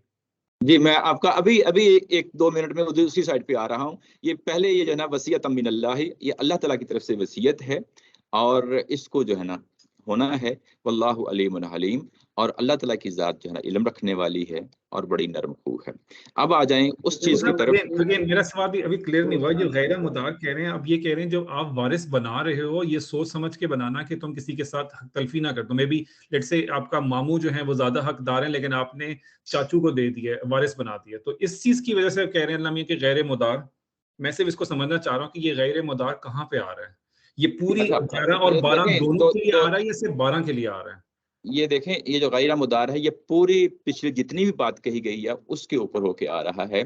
इसमें बात ये कही जा रही है कि आपने किसी को वारिस बनाया है। आप हो सकता है कि क्योंकि आप खुद करने ये बैठे हैं तो आप जो पीछे वैलिड हिस्सेदार थे हो सकता है कि किसी को इग्नोर कर जाएं। ऐसा ना हो कि ये इग्नोर ना करना, जितनी बात कही जा रही है उसी को पल्ले बांध लो। एक बात ये कही गई। दूसरी बात ये की गई कि क्योंकि आपने वारिस बनाया है, आपने वसीयत की है, तो ये वसीयत करने के अंदर भी जो है ना ज़ाहिर है कि एक तो होता है तरीका कि जिसमें वालिदैन हैं, बच्चे हैं, तो वहाँ तयशुदा चीज़ें हैं। लेकिन अगर जो है ना आपको कोई भी आपके साथ नहीं है तो उसमें इम्कान हो सकता है कि एक आध हो। फर्ज किया जो है ना वहाँ बीवी हो, फर्ज किया वहाँ पे हो सकता है कि कोई बहन हो, या फर्ज किया वहाँ पे जो है ना कोई बेटी हो, फर्ज किया ये सारी चीजें हैं।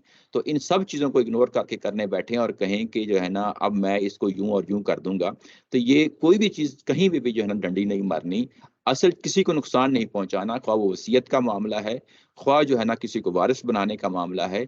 इंसान के सामने दसियों मिसालें आ जाती हैं जिसमें इंसान ये हरकत कर बैठता है, तो उस चीज को कि ये किसी को नुकसान ना पहुंचाया जाए उसको मद्देनजर रखना है। ये बात है ठीक है, जो ये कही। 11-12 सबको कंक्लूड कर रहा है अब, यानी कि ये यहाँ पे पिछली ठीक सारी है, बात को जो है ना सारी बात ठीक को। है, समझ आ रहा है। जी आगे आगे चलें। मैं अब आपको जो जितने भी सवालात हैं उनको सबको मैंने एक ही जगह जो है ना ये मैंने प्रो दिया है। पिछली दफ़ा हुआ ये था कि हम जब ये इनहेरिटेंस के नोट्स पे जो मैंने ग्रुपिंग की थी, तो यहाँ पे तार साहब ने यह तबसरा किया था कि अगर हम इसके साथ जो है ना वो हिस्से भी डाल दें तो ये ज़्यादा बेहतर होगा। मेरे बाद में एक चीज़ वैसे भी जहन में आई कि क्यों ना जो है ना कि जो कुछ भी हमने पढ़ा है ओवरऑल सब कुछ जो पढ़ा है उसको एक जगह पे मैं उसको डिपिक्ट कर दूं। वो ये आपके सामने है। ये थोड़ा सा टाइम लगा था मुझे बनाने में, लेकिन बनाने के बाद जो तस्वीर सामने आई बड़ी खूबसूरत आई। ये बेसिकली ये उसी की एक्सटेंशन है जो हमने ये चीज़ पढ़ी थी यहाँ पे पिछली दफ़ा। जब ये पढ़ी तो उसके बाद ये चीज़ों को फिर मैंने एक्सटेंड किया और पूरी की पूरी जो है ना तस्वीर आपके सामने अब आप आ जाती है। अब उनके तमाम सवालात जो है ना आपके एक एक करके मैं एड्रेस करता हूँ कि ये कैसे चीज़ें हैंडल हो रही हैं। ऊपर टॉप में मैंने सर्कल को रखा है, ये सर्कल में रखा है और इसमें आपके रिश्तेदार, वो जो करीबी रिश्तेदार हैं, खूनी रिश्तेदार हैं, आपके बहन भाई हैं, आपके माँ बाप हैं, आपके बच्चे हैं, उन सबको एक सर्कल में रखा है और ये आया नंबर 11 के अंदर है। आया नंबर 11 के अंदर है। अगर हम जो पिछली ये वाली फाइल अगर आप देखें तो यहाँ पे जो आया नंबर 11 है उसके अंदर पूरे के पूरे जो आपके रिश्ते हैं वो सारे के सारे इसके अंदर आ गए हैं। बच्चे भी आ गए हैं, पेरेंट्स भी आ गए हैं, सिबलिंग्स भी आ गए हैं और मरने वाला जो है ना अपने पीछे इनमें से पॉसिबल है कि किसी ना किसी को छोड़ के गया है। और इसलिए मिन बादी वसीयतिन युसी बिहा औ दैन का जो है ना मैंने कहा था कि ये सेपरेट कर देता है। ये एक पॉइंटर है जो हमें बताता है कि अब यहाँ रुक जाओ। और उसके बाद जब ये कहा था कि अगली आयत में आए थे नंबर यानी 12 में आए थे, तो वहां पे बीवी जो है ना फौत होती है, शौहर होता है जिंदा जिसको ये हिस्सा मिलता है।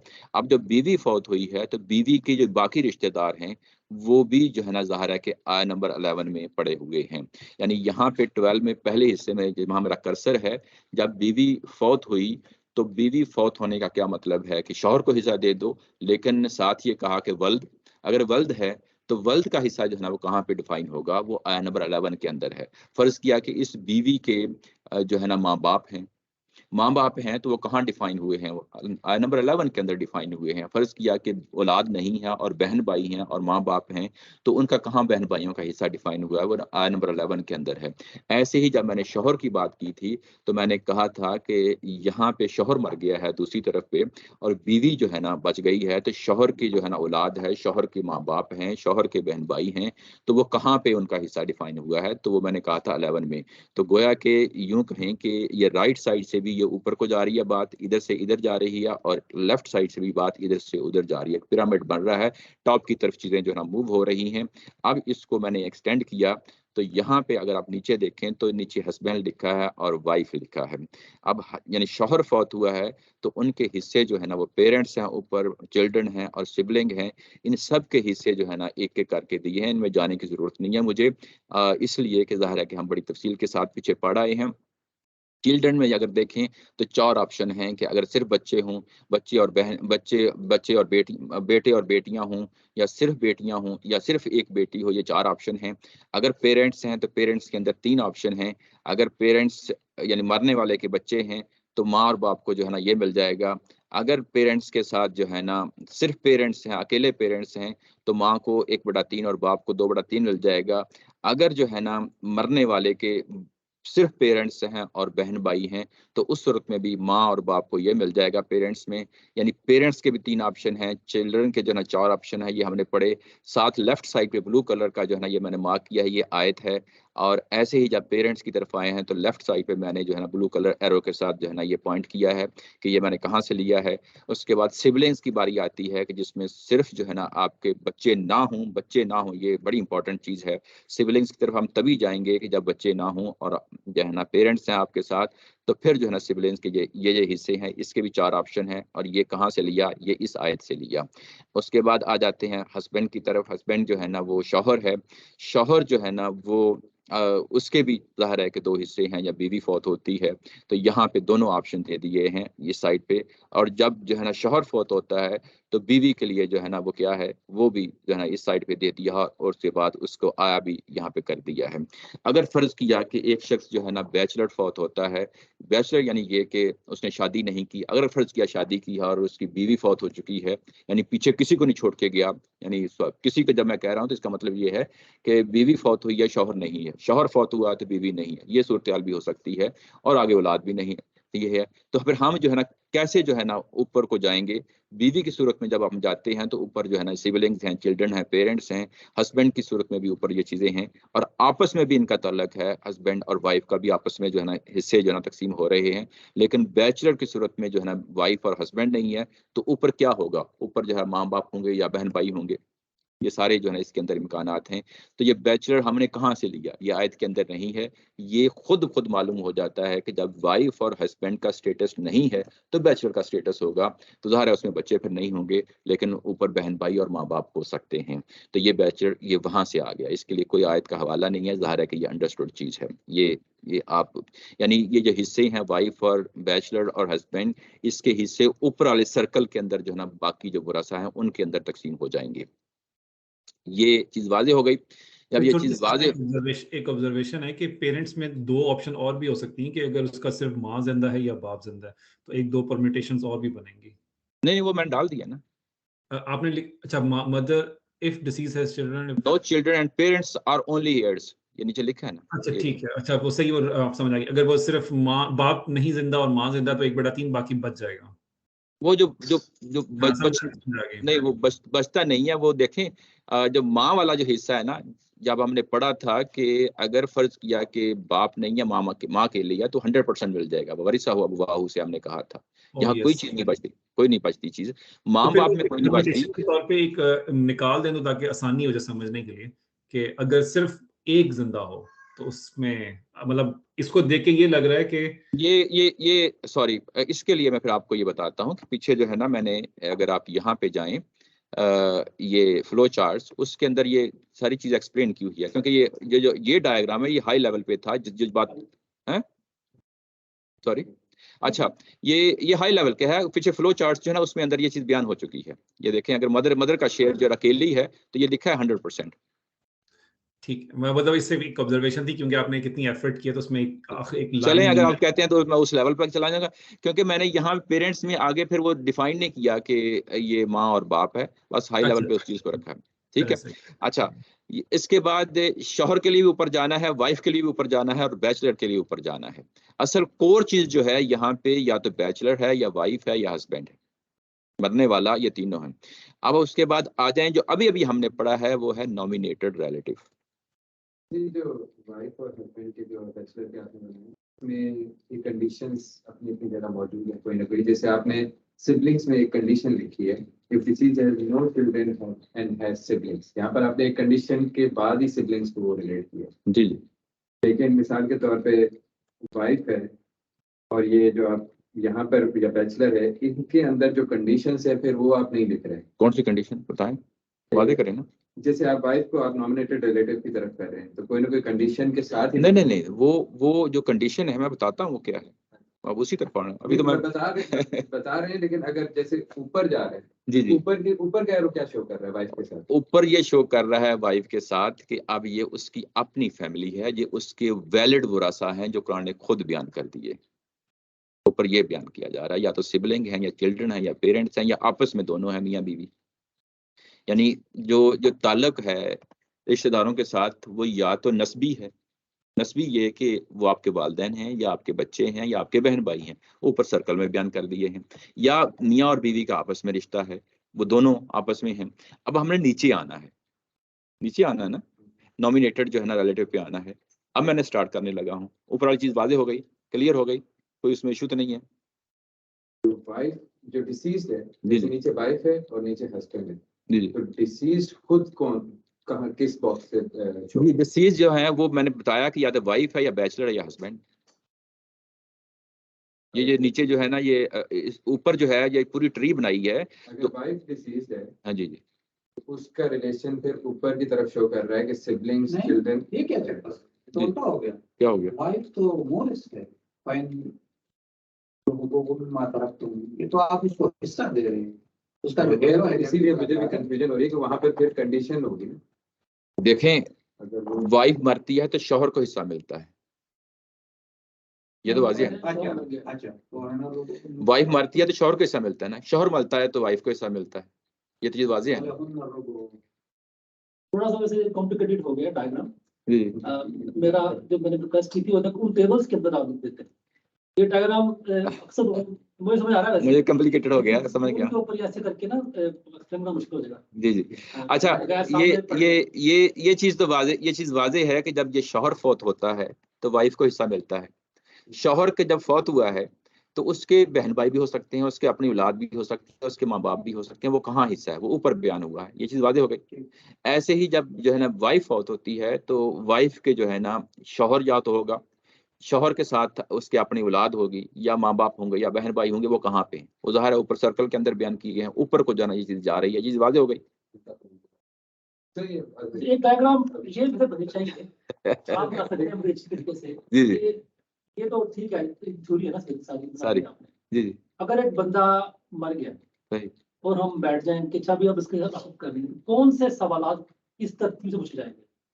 पहला सवाल पूछा जाएगा जो उसकी बीवी है कि नहीं, तो पहला इसका उसको मिलना है जी, वो ये वही है, ये डायग्राम यही कंडीशन से निकल आएगा। अगर मैं कह रहा हूँ कि अगर एक Question पूछे ना, बंदा question, सिंपलीफाई करते checklist हैं हो, कि checklist हम क्या कहेंगे है? चेकलिस्ट, एक बंदा मर गया है तो क्या करते? पहला सवाल पहला होगा बीवी है कि नहीं, सही। जी बीवी है, उसके बाद माँ बाप है कि नहीं। तो यही कंडीशंस हैं जो मैं कह रहा था कि आपने एक जगह पे एरो में लिखी हुई है, एक सही। एरो में सिर्फ लिखी हुई है कि if deceased has no children and has siblings, वहां पर आपने एक कंडीशन लिखी है, लेकिन जो बाकी जगहों पे जो कंडीशंस होंगी वो एरोज में नहीं लिखी हुई। सही। तो वो एक वो है ही difference नहीं आ है, रहा है। वो है ही नहीं, है ही नहीं है। अच्छा, ये बच्चे नहीं कोई तार साहब मैंने एक और डायग्राम बनाया हुआ है, अगर वो उसको फुलफिल कर लेता है तो इसके बाद वाला है ऊपरी तरतीब मेरा है। जब मैं वो सवालात चले सीक्वेंस वो वाइज, चले मैं उसको भी देख लूंगा वो उसको। साफ हो जाएगा किसी बंदे के लिए भी। देखो भाई बैठे ना, पहला सवाल ये करो कि बीवी है कि नहीं। सही। वो तो मैंने उसके खाली बाद साहब दूसरे में लिख दिया है, वो जो आपका दूसरा फ्लो चार्ट है वो फ्लो चार्ट में सारी चीजें मैंने क्लियर कर दी हैं, लेकिन वो अगर ताकि कहते हैं आप सारी वो वैसे क्वेश्चन का आंसर कह रहे हैं, कोई भी हो मैं उस तरतीब को भी डाल दूं, मैं तरतीब को भी बना वो दूंगा। उसमें से निकल तो आएगा, वो कुरान से भी निकल आएगा। हम मैं बात करते हैं उसको कि हम उसको बना दें। जी मैं उसको भी बना देता हूँ, बना दूंगा उसको भी तरतीब के साथ। पहला सवाल अच्छा, ये इस डायग्राम को समझ लें, ये लिया साहब ये बात समझ गए मैं तो यहाँ तक आ गया हूँ कि वाइफ और शौहर और बैचलर की ये चीज समझ गए। अच्छा, ये चीज समझ गए और उसके बाद आ जाते हैं कि जब ये इनमें से ऊपर कोई भी नहीं है, ऊपर कोई भी नहीं है, यानी ऊपर वाले हिस्सों में ना बच्चे हैं ना आपके वालिदैन हैं, ठीक है, फिर आपने या अपना हिस्सा किसको देना है, फिर आपने किसी को नॉमिनेट करना है। वैसे शकूर साहब ये सवाल तो अभी कायम है, कौन सा? ये जो आपने नीचे लिखा है हस्बैंड बैचलर और वाइफ, जी जी ये तो मूरस है, मरने वाले नहीं है, क्या मतलब? ये तो जिंदा लोग है तीनों। ओ भाई, वाइफ फौत होगी। नहीं, आप एक को रखे ना, राइट साइड में हस्बैंड जो आपने लिखा हुआ है जी जी उसमें वाइफ मरी हुई है, जी, वाइफ मरी वो है, जिंदा है। तो वाइफ मरी है तो मैंने उसका लिंक किसके साथ दिया, वलकुम निस्फु मा तरका अज़वाजुकुम। लेकिन जब आप कहते हो ना कि यार मरने वाली तीन हो सकते हैं, तो मरने वाला इनमें से कोई भी हो सकता है, वाइफ भी हो सकती है, शौहर भी हो सकता है और बैचलर भी हो सकता है। हो सकता है, लेकिन बैचलर को आपने जब बॉक्स से शो किया है तो इसका मतलब है बैचलर कौन है? मरने वाला खुद है। मरने वाला खुद है। वाइफ जब बॉक्स से शो किया तो क्या आप शो कर रहे हैं? अच्छा खुद नहीं है। वो सही। नहीं है मरने वाली। सही अच्छा कह रहे हैं सही, सर, वो हाँ नहीं मैं क्योंकि समझ गया, समझ गया जो आपका बॉक्स पॉइंट। है ना वो मरने वाला है। जी, बॉक्स जो है ये मरने वाला है। अगर आप ये वाइफ में देखें जी तो फ़इन वलहुन्ना रबु मिम्मा तरक्तुम, यहाँ पे ये वाइफ जो है ना मरने वाली है और यहाँ पे शौहर को हिस्सा दिया जा रहा हुआ। लेकिन नीचे आपने वाइफ जी को सर, तो एरो ये जो लेके एरो इंटरसीड ब्रैकेट में हस्बैंड उल्टा हो गया है। अच्छा, थोड़ी सी मैं हो गई कंफ्यूजन। सही है, सही सही, ज़रा मेरी अपनी अपनी तरफ ठीक से, है, अगर आप बात समझ गए हैं आप तो मरने वाले कह रहे हैं। हाँ जी, मरने, जी ठीक जी है ठीक है हमें समझ आ गया। ठीक है।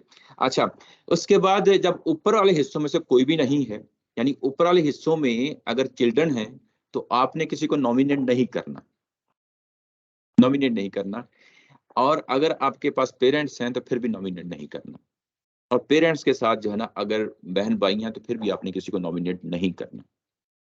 ये ओवरऑल बात है, विरासत की ओवरऑल बात हो रही है। इसके अंदर एक एक्सेप्शन है, मैं उसकी तरफ भी आना है। इसके अंदर एक एक्सेप्शन है, वो एक्सेप्शन है बेटी की जो बच गई थी, उसको कैसे ट्रीट करना है उसकी तरफ आना है। वो एक्सेप्शन साइड पे रखें, तो बाकी सारी चीजें जो है ना आपने ये चीज समझ गए हैं। अच्छा, फिर उसके बाद नॉमिनेट करना है। नॉमिनेट करना है तो अब नॉमिनेट करने के लिए दो ऑप्शन हो सकते हैं, या तो एक नॉमिनेटेड रिलेटिव होगा जो कलाला है आपका, यानी रिश्तेदारी है, या आप उसको दे सकते हैं, या आप XYZ किसी को भी दे सकते हैं दुनिया के अंदर, आपका रिश्तेदार नहीं है। उसके लिए लाजमी है कि आपका रिश्तेदार ना हो, कोई भी दोस्त है, कोई भी XYZ है। वो तो कुरान तो करेक्ट लाला होना चाहिए। मैं उसी की तरफ आता हूँ। वो कुरान जब ये कह रहा है कि वह इन काना, वह कंडीशनल स्टेटमेंट है कि अगर आपने ये काम किया है, किसी को वारिस बनाया है तो फिर होगा। फर्ज किया वारिस नहीं बनाया, मैं किसी और XYZ को दे देता हूँ, तो वो बात खुद निकलती है, क्योंकि कंडीशनल स्टेटमेंट गैर कलाला भी वारिस बन सकता है, यानी गैर कलाला भी वारिस बन सकता है। गैर कलाला वारिस होगा या गैर कलाला वसीयत का जो पहला वाला वर्ड है कि मिन बादी वसीयत? अच्छा, ये इसको टाइम नहीं मिला वसीयत करने का। अच्छा, ये चीजें, ये सारी चीजें जो है ना, वो जो इन सब चीजों को मैं तो पता कंफ्यूज हूं कि एक वसीयत बंदा कर रहा है, करना भूल गया है, तो इतना टाइम उसके पास था कि वो कलाला की वसीयत को वारिस बना गया, लेकिन वसीयत नहीं। ये आखिर में ग्रेजुअली सारी चीजें मेरे जहन में, समझ नहीं आ रहा। ये सारी चीजें मेरे जहन में हैं और सारी चीजें एक स्टेप पे जो है ना जाकर उनको खोलूंगा, लेकिन अभी जो है ना, क्योंकि ये जो चीज है ये सबको सम अप करना है, वो इसके बाद एक और डायग्राम है। यहाँ ये है कि एक एक्सेप्शन को जहन में रखें ऊपर बेटी वाले हिस्से को, बाकी जो है ना आपने नॉमिनेट तभी करना है कि पेरेंट्स नहीं है, बच्चे नहीं है, बहन भाई नहीं है। हमारे में से सवालात सारे फलसफियाना हिस्से हम समझ गए। जी किस समझ में बाकी से रहेगा कि मेरा ये रहेगा कि भाई रिकॉर्ड भी करना। हाँ, रिकॉर्ड भी करना है, ठीक है वो चीज क्लियर है। जी मजबूरियों की समझ नहीं है। सही। आप ताहिर साहब क्या कह रहे थे? नहीं, मैं तो खान साहब की अच्छा, चलें समझ गया हूँ। मेरा सिर्फ ये सवाल रह गया कि वसीयत एक बंदा करता है मरते वक्त, या और उसके साथ साथ वो कलाला को भी नॉमिनेट करता है। यहाँ पे ऑलमोस्ट ये सवाल मैंने भी किया था गांधी साहब से, जो 2 हफ्ते पहले मेरी बात हुई थी। मैंने वहां पे यही लफ्ज बोला था, वह इन काना रजुलुन युरसु कलालतन। मैंने कहा कि यहाँ पे वसीयत कर रहा है, तो गांधी साहब कह रहे हैं कि वसीयत नहीं कर रहा, किसी को वारिस बना रहा है। दोनों में फर्क रखना है। किस बिना? क्योंकि वो इंटेंशनली ये काम कर रहा है कि जो मेरी विरासत जो मेरे बच्चों को जानी थी, जो मेरे पेरेंट्स को जानी थी, बहन भाइयों को जानी थी, अब ये काम मैंने, ये जो हिस्सा है ये अब मैंने किसी नहीं, वसीयत ये है कि नहीं, वसीयत ये है कि आपने कोई चीज डोनेट की है किसी को, उसके अंदर डोनेशन का जो है ना तस्वर आ जाता है। वो दोनों में फर्क होता है। एक वारिस बनाना होता है कि मैं इसको मलकियत में जा दे रहा हूँ, एक ये होता है कि मैं इसको डोनेट कर रहा हूँ, हालांकि एट द एंड एक ही चीज होती है। एक ही चीज होती है। डोनेशन का कंसेप्ट ये है कि मैं मर रहा हूँ, ये एक तस्वर होता है ना कि मैं मरने के साथ मैं कुछ चीजें डोनेट करना चाहता हूँ, ये एक तस्वर है। एक चीज है कि मैं मरने के साथ डोनेट नहीं करना चाह रहा, मैं किसी को मालिक बना के जाना चाहता हूँ। तो वो जो मालिक बनाने का तस्वर है, कुरान ने उसके लफ्ज बोला है यूरसु। ये दोनों में फर्क रखा है। मैंने यही लफ्ज बोला था और गांधी साहब ने कहा नहीं, ये लफ्ज मुनासिब नहीं है। इसके वाला बनने से पहले वसीयत भी कर सकते, वसीयत जिसको डोनेशन कह रहे हैं, किसी को वारिस भी बनाए। वारिस उस सूरत में बनाए कि जब ऊपर वाले जो है ना वो हिस्से माँ बाप की सूरत में हैं, फिर नहीं कर सकता, वारिस नहीं बना सकता। या जो है ना वो औलाद है, फिर वो किसी को वारिस नहीं बना सकता। ऊपर वाले हिस्से जो है ना वो ऊपर वाले लोग हैं नहीं है, वरसा नहीं है, तो उनकी गैर मौजूदगी अब किसी को नॉमिनेट करना है। शिकूर साहब, इसमें जो जी सॉरी, उस्मान साहब क्या कह रहे हैं? एक मिनट ये कह रहा हूँ कि जो ताहिर भाई की भी बात भी है, लेकिन वसीयत मेरे नजदीक ऑप्शनल है, क्योंकि हम जब पहले लेसन में ये डिस्कस किया था वो ऑप्शनल है, लेकिन वारिस तो बनाना है ना, क्योंकि आपने फुल स्टॉप तक जाना है। अगर कोई फुल स्टॉप तक, तो वारिस तो बनाने का ना आपने। अगर आप इसको इस एंगल से देख रहे हैं तो ठीक है, इस एंगल से भी देख, वारिस बनाना पड़ेगा क्योंकि माल बच गया, माल बच गया। लेकिन आप ये कह रहे हैं कि जब माँ बाप और बच्चे मौजूद हों तो इसकी जरूरत नहीं है। इसकी जरूरत नहीं है। हमने फाइंड किया था कि जरूरत पड़ती है। क्यों जरूरत पड़ता है पीछे? हाँ, वो मैंने एक्सेप्शन, मैं बाल बात कर रहा हूँ, वो एक्सेप्शन है। एक चीज ऐसे फिर कहेगा कि उसमें भी अप्लाई होता है। आप कहते हैं कि उसमें अप्लाई नहीं होगा। नहीं, उसमें जो वो उसमें भी अप्लाई होगा, लेकिन मैं कह रहा हूँ कि उसको पॉज कर दें। अगर सारी चीजें एक एट ए टाइम लेके चलेंगे तो उसमें कंफ्यूजन होती है। देखिए, ये जुड़ जाता है ना इस तरह। अगर इस तरह कहा जाए कि माँ बाप और बीवी के रिश्तेदार में माल बांटने के बाद जो माल बचेगा ना, वहां भी कलाला अप्लाई होता है। वहां भी कलाला अप्लाई होता है, वहां पे भी सारी चीजें अप्लाई। वो बंदा कहते हैं तो वो खा गया। वो क्योंकि जब आपने यूं ही ये सवाल किया है तो हो सकता है उसको ज्यादा एक्सप्लेनेशन देनी पड़े, तो मैं इसलिए पॉज कर देता हूँ। इनका अब समझ आ गया उस्मान भाई। हाँ उस्मान जी, कि वसीयत ऑप्शनल है। जी ऑप्शनल है। ये आप ये लफ्ज यूरस, बचता करना पड़ता है। ये यूरस किसी को अपनी मलकियत में देना ही देना है, अपना देना ही देना है। जरूरी है। एक आपने स्टेटमेंट दी थी, वो जरा क्लैरिफाई करना चाह रहा हूँ। जी जी, आपने कहा था कि जब माँ बाप ना हो और बच्चे ना हो तब आप किसी को नॉमिनेट कर सकते हैं और नॉमिनेशन 2 सूत्रों में हो सकते, ठीक है, आपने ये बात कही थी। सही।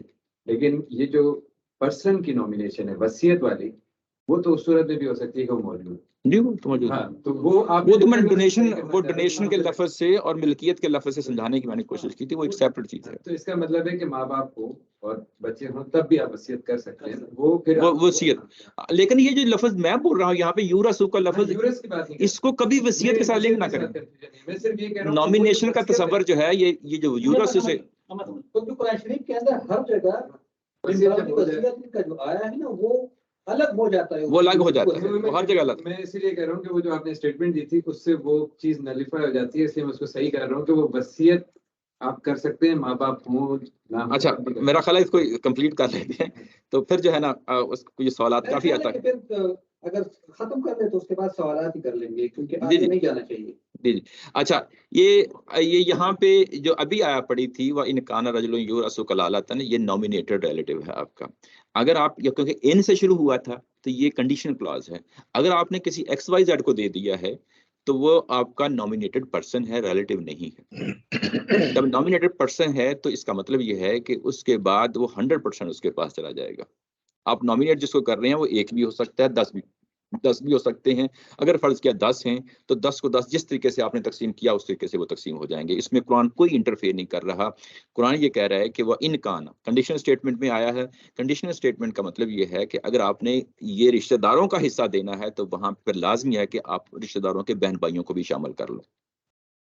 यानी कुरान ये कहता है कि अगर रिश्तेदारों को देना है तो साथ बहन भाइयों को शामिल कर लो। अगर आपने किसी और को देना है, किसी बगैर जो है ना रिश्तेदारी के देना है, दोस्त को किसी दूर पार्के को देना है, तो फिर जो भी आपने तरीका बनाएंगे उसके मुताबिक जो है ना तकसीम हो जाएगा। वो नॉमिनेटेड पर्सन के साथ मैंने लिखा 100% ये हो गया है।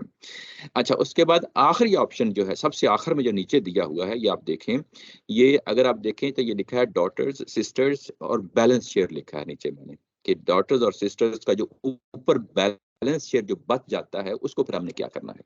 यानी अब ये एक मैंने कहा था कि एक एक्सेप्शन है ऊपर वाले हिस्सों में, कि ऊपर वाले हिस्सों में चिल्ड्रन और सिबलिंग्स और पेरेंट्स में जो है ना, जब आप सिर्फ पेरेंट्स हों तो 100% पेरेंट्स को चला जाएगा। बेशक जो है ना एक फौत भी हुआ हो, पर या वालिद फौत है, माँ जिंदा है तो 100% माँ को चला जाएगा। माँ जो है ना फौत हो गई है, वालिद है तो 100% माँ को चला जाएगा। इस तरह बहन भाई होंगे तो 100% तकसीम हो जाएगा। अकेले जो है ना बेटियां और बेटे होंगे तो 100% तकसीम हो जाएगा। सिर्फ 2 जगह ऐसी हैं जहां पे एक्सेप्शन आती है, वो बेटी का हिस्सा है, यानी एक बेटी हो तो 1/2 बच जाता है, एक से ज्यादा बेटियां हों तो वहां पे 2/3 के बाद 1/3 बच जाता है। सेम सिनारियो में बहन भाइयों की सूरत में भी यहाँ पे बहन का हिस्सा बच जाता है। बहन का हिस्सा बच जाता है तो उसको फिर क्या करना है, उसके लिए अगर आप देखें हैं तो मैंने नीचे 4 ऑप्शन दिए हैं। तार साहब जो आपका सवाल था वो चारों ऑप्शन जो है ना वो कैसे हैंडल होंगे in case daughters sisters are nominated for their balance share. अब अगर हमने यहाँ पे उनको खुद हमने नॉमिनेट कर दिया है कि जो हिस्सा बच गया है कि वो उन्हीं बेटियों को दे दें तो आप दे सकते हैं। कुरान ने कोई इस पे रेस्ट्रिक्शन नहीं लगाई। यानी एक ही बच्ची है आपकी, नहीं ऐसे नहीं, उसको भी वसीयत करनी पड़ेगी, नहीं उसको लिख के जाना पड़ेगा, उसको लिख के जाके नहीं, उसको वसीयत की कैटेगरी में। वसीयत का जब कुरान लफ्ज बोल रहा है तो वो डोनेशंस की बात कर रहा है, हमेशा याद रखें। ये विरासत के हिस्से में, जब विरासत के हिस्से में आप उसमें ये नॉमिनेट कर रहे हैं, ये यूरस की कैटेगरी में उसमें रख के रखते हुए, अगर ये बेटियां हैं तो फिर बहनें नहीं होंगी ना। ये तो बेटियां हैं, बहनें नहीं होंगी, बहनें होंगी तो बेटियां नहीं होंगी। ये तो अंडरस्टूड चीज है, ये अंडरस्टूड चीज है। कहाँ से आया ये? कौन सी चीज? ये जो आप कह रहे हैं कौन सी चीज, मतलब बताएं कौन सी चीज जो रह गया वो हम वापस उनको दे रहे हैं, कहाँ से आ गया? ये कुरान ने मना नहीं किया, कुरान ने मना नहीं किया। जब मना नहीं किया ने रिश्तों की वसीयत खुद कर दी है। आधे का उसने नहीं बताया, आधे का नहीं बताया, बेटी का तो बता दिया, उसको आधा ही मिलेगा। जी जी, तो हम तो शेयर में चेंज करवा रहे हैं। नहीं, वो कहीं मना नहीं किया कुरान मजीद ने कहीं। आधे को वसीयत भी कर सकते हैं, वैसी बेटी को नहीं कर सकते। देखें मैं नीचे जो है ना 4 ऑप्शन लिखे हैं, इनको जो है ना चारों को देख लें और उसके बाद तो वैसे उसूल नहीं पड़ा बस जी तो जी ये जो हिस्से अल्लाह ताला ने तकसीम कर दी, हम इसमें चेंज नहीं ला सकते। ये नहीं चेंज ला सकते, तो हमने तो बेटी के हिस्से में चेंज लेकर आए। लेकिन कुछ चीजें आपके हाथ में भी अल्लाह ताला की जात दे रही है। नहीं, वो जो हमारे हाथ में दे रही है वो रिश्तेदारी की बुनियाद में नहीं थी, जो चीज रिश्तेदारी की बुनियाद अच्छा, पर- इसको पढ़ इसको पढ़ लें फिर उसके बाद पहला ऑप्शन ये है कि in case daughter sisters are nominated for their balance share, खुद उनको आप नॉमिनेट कर दिया है, ये ऑप्शन है। दूसरा ये है इन केस सम रिलेटिव यानी कलाला is nominated for their balance share, तो इस सूरत में भी जो कलाला के रिश्ते जो ऊपर हक जो बयान हुआ उसी तरीके से इनका हक जो है ना उनको दे दिया जाएगा। लेकिन पहला पॉइंट ही खान साहब का तो कोई वैलिड है ना। नहीं मुझे मुकम्मल करने दें, मैं उसकी तरफ आ जाता हूँ। अगर आप दरमियान में रोकने तो बात सारी जो है ना वो कंप्लीट नहीं हो पाती। पहला पॉइंट आप चल के आ गए ना, तो वापस पहले पॉइंट मैं वापस आ जाऊंगा। तीसरा ये है कि in case some acquaintance is nominated for their balance share, acquaintance मतलब कोई भी दूर पार का शख्स जो है, आप ये चाहते हैं कि जो बेटी का हिस्सा बचा था वो किसी और को दे दूं तो आप उसको दे सकते हैं।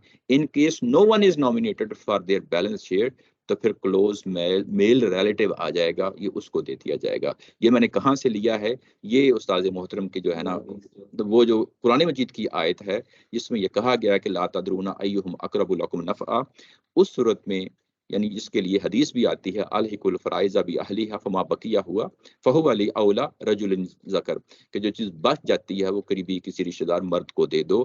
तो ये चौथा ऑप्शन है, ये उस सूरत में है। ये चौथा ऑप्शन कब इस्तेमाल होगा, जब आपने खुद जो है ना इस बेटी के लिए कुछ करके नहीं गए और आपने बाई डिफॉल्ट छोड़ दिया है, तो फिर उस सूरत में लाजमी तौर पे किसी करीबी रिश्तेदार के पास जो है ना वो पहुंच जाएगा, किसी चचा के पास पहुंच जाएगा, किसी ताया के पास पहुंच जाएगा, यानी जो भी करीबी होगा उसके पास पहुंच जाएगा। अगर आपने ये काम यानी नहीं करके गए, अगर आपने खुद लिख के गए हैं कि जो मेरी बेटी का बाकिया हिस्सा है जो किसी कलाला को दे दिया जाए या मेरी बेटी को दे दिया जाए या किसी XYZ को दे दिया जाए, ये आप लिख के जाते हैं, तो फिर जो है ना ये बेटी का हिस्सा उन मुतलका लोगों तक पहुंच जाएगा। नहीं लेके जाते तो फिर उसके बाद ये आपके करीबी रिश्तेदार के पास पहुंच जाएगा।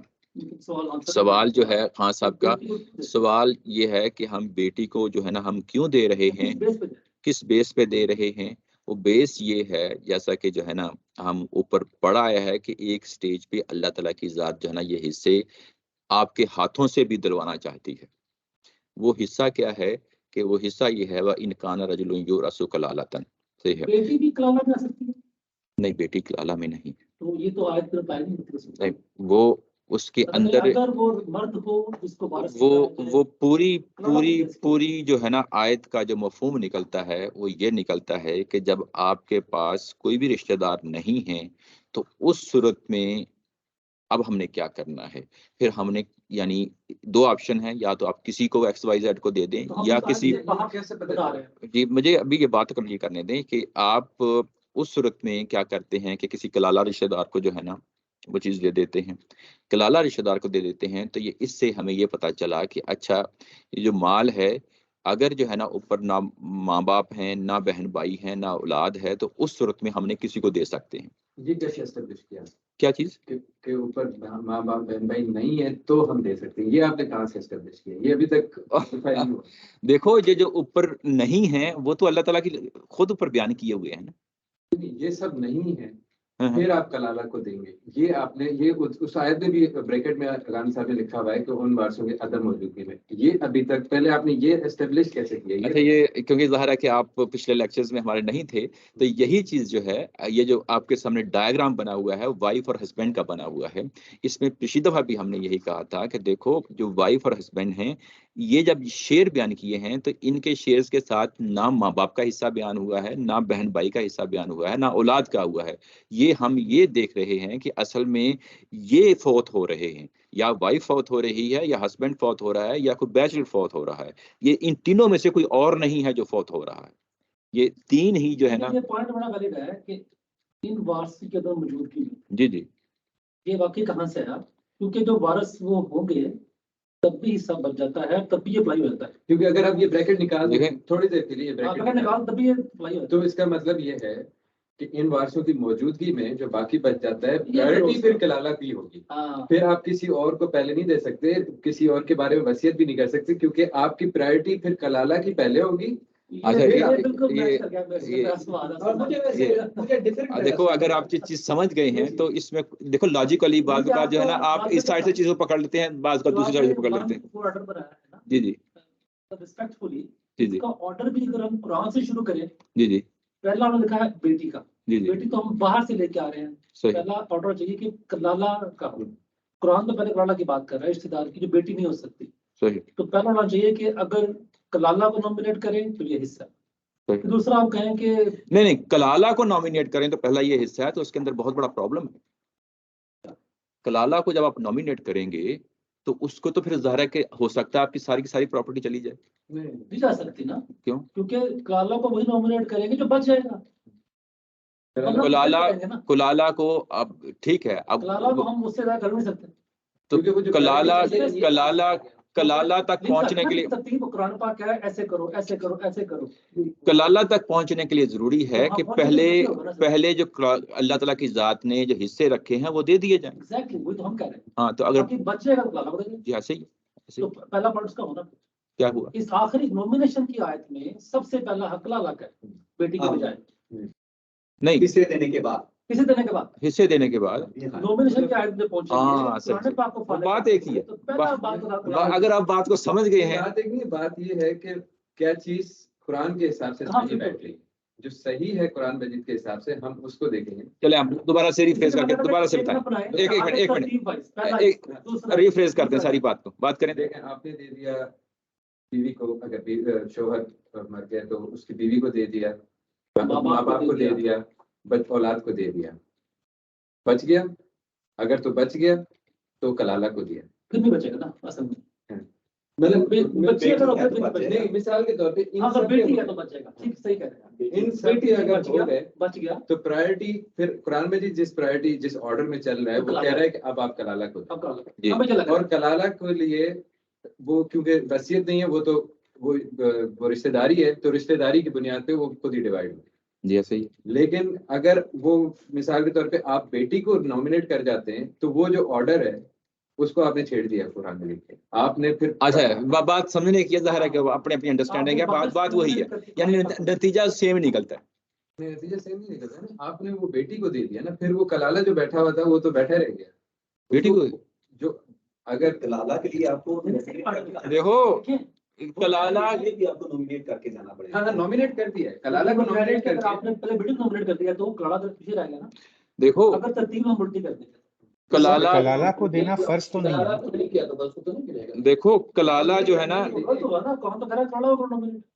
कलाला का तस्वर तभी इसमें तो ये प्रिजम्पशन है पहले से, कलाला का कि हम तस्वर तभी कलाला आता को है। वो दे रहे जो बाकी रह गए, ये प्रिजम्पशन कहाँ से आया? ये प्रेजम्पशन है इसमें सारी, कलाला को सर वही मिलता है जो बाकी बचता है। पहले जी। इस पे बहस कर लेते हैं। हाँ, जो बाकी बचता है वो बाकी बचता है, वो उसी सूरत में बाकी बचेगा कि या तो अगर आपके रिश्तेदार हैं तो बेटी की सूरत में बचेगा, अगर आपके कोई रिश्तेदार हैं तो फिर भी बच गया। मगर हम ये एग्री कर रहे हैं सारे कि कलाला को वही मिलेगा जो बाकी बचेगा जी वो बचेगा। रिश्ते बांटने के बाद। जी ऐसे ये ही। एग्री हो गया ना। जी जी। अब जो बाकी बच गया है उसको मैं उठा के दूं बेटी को, हम्म।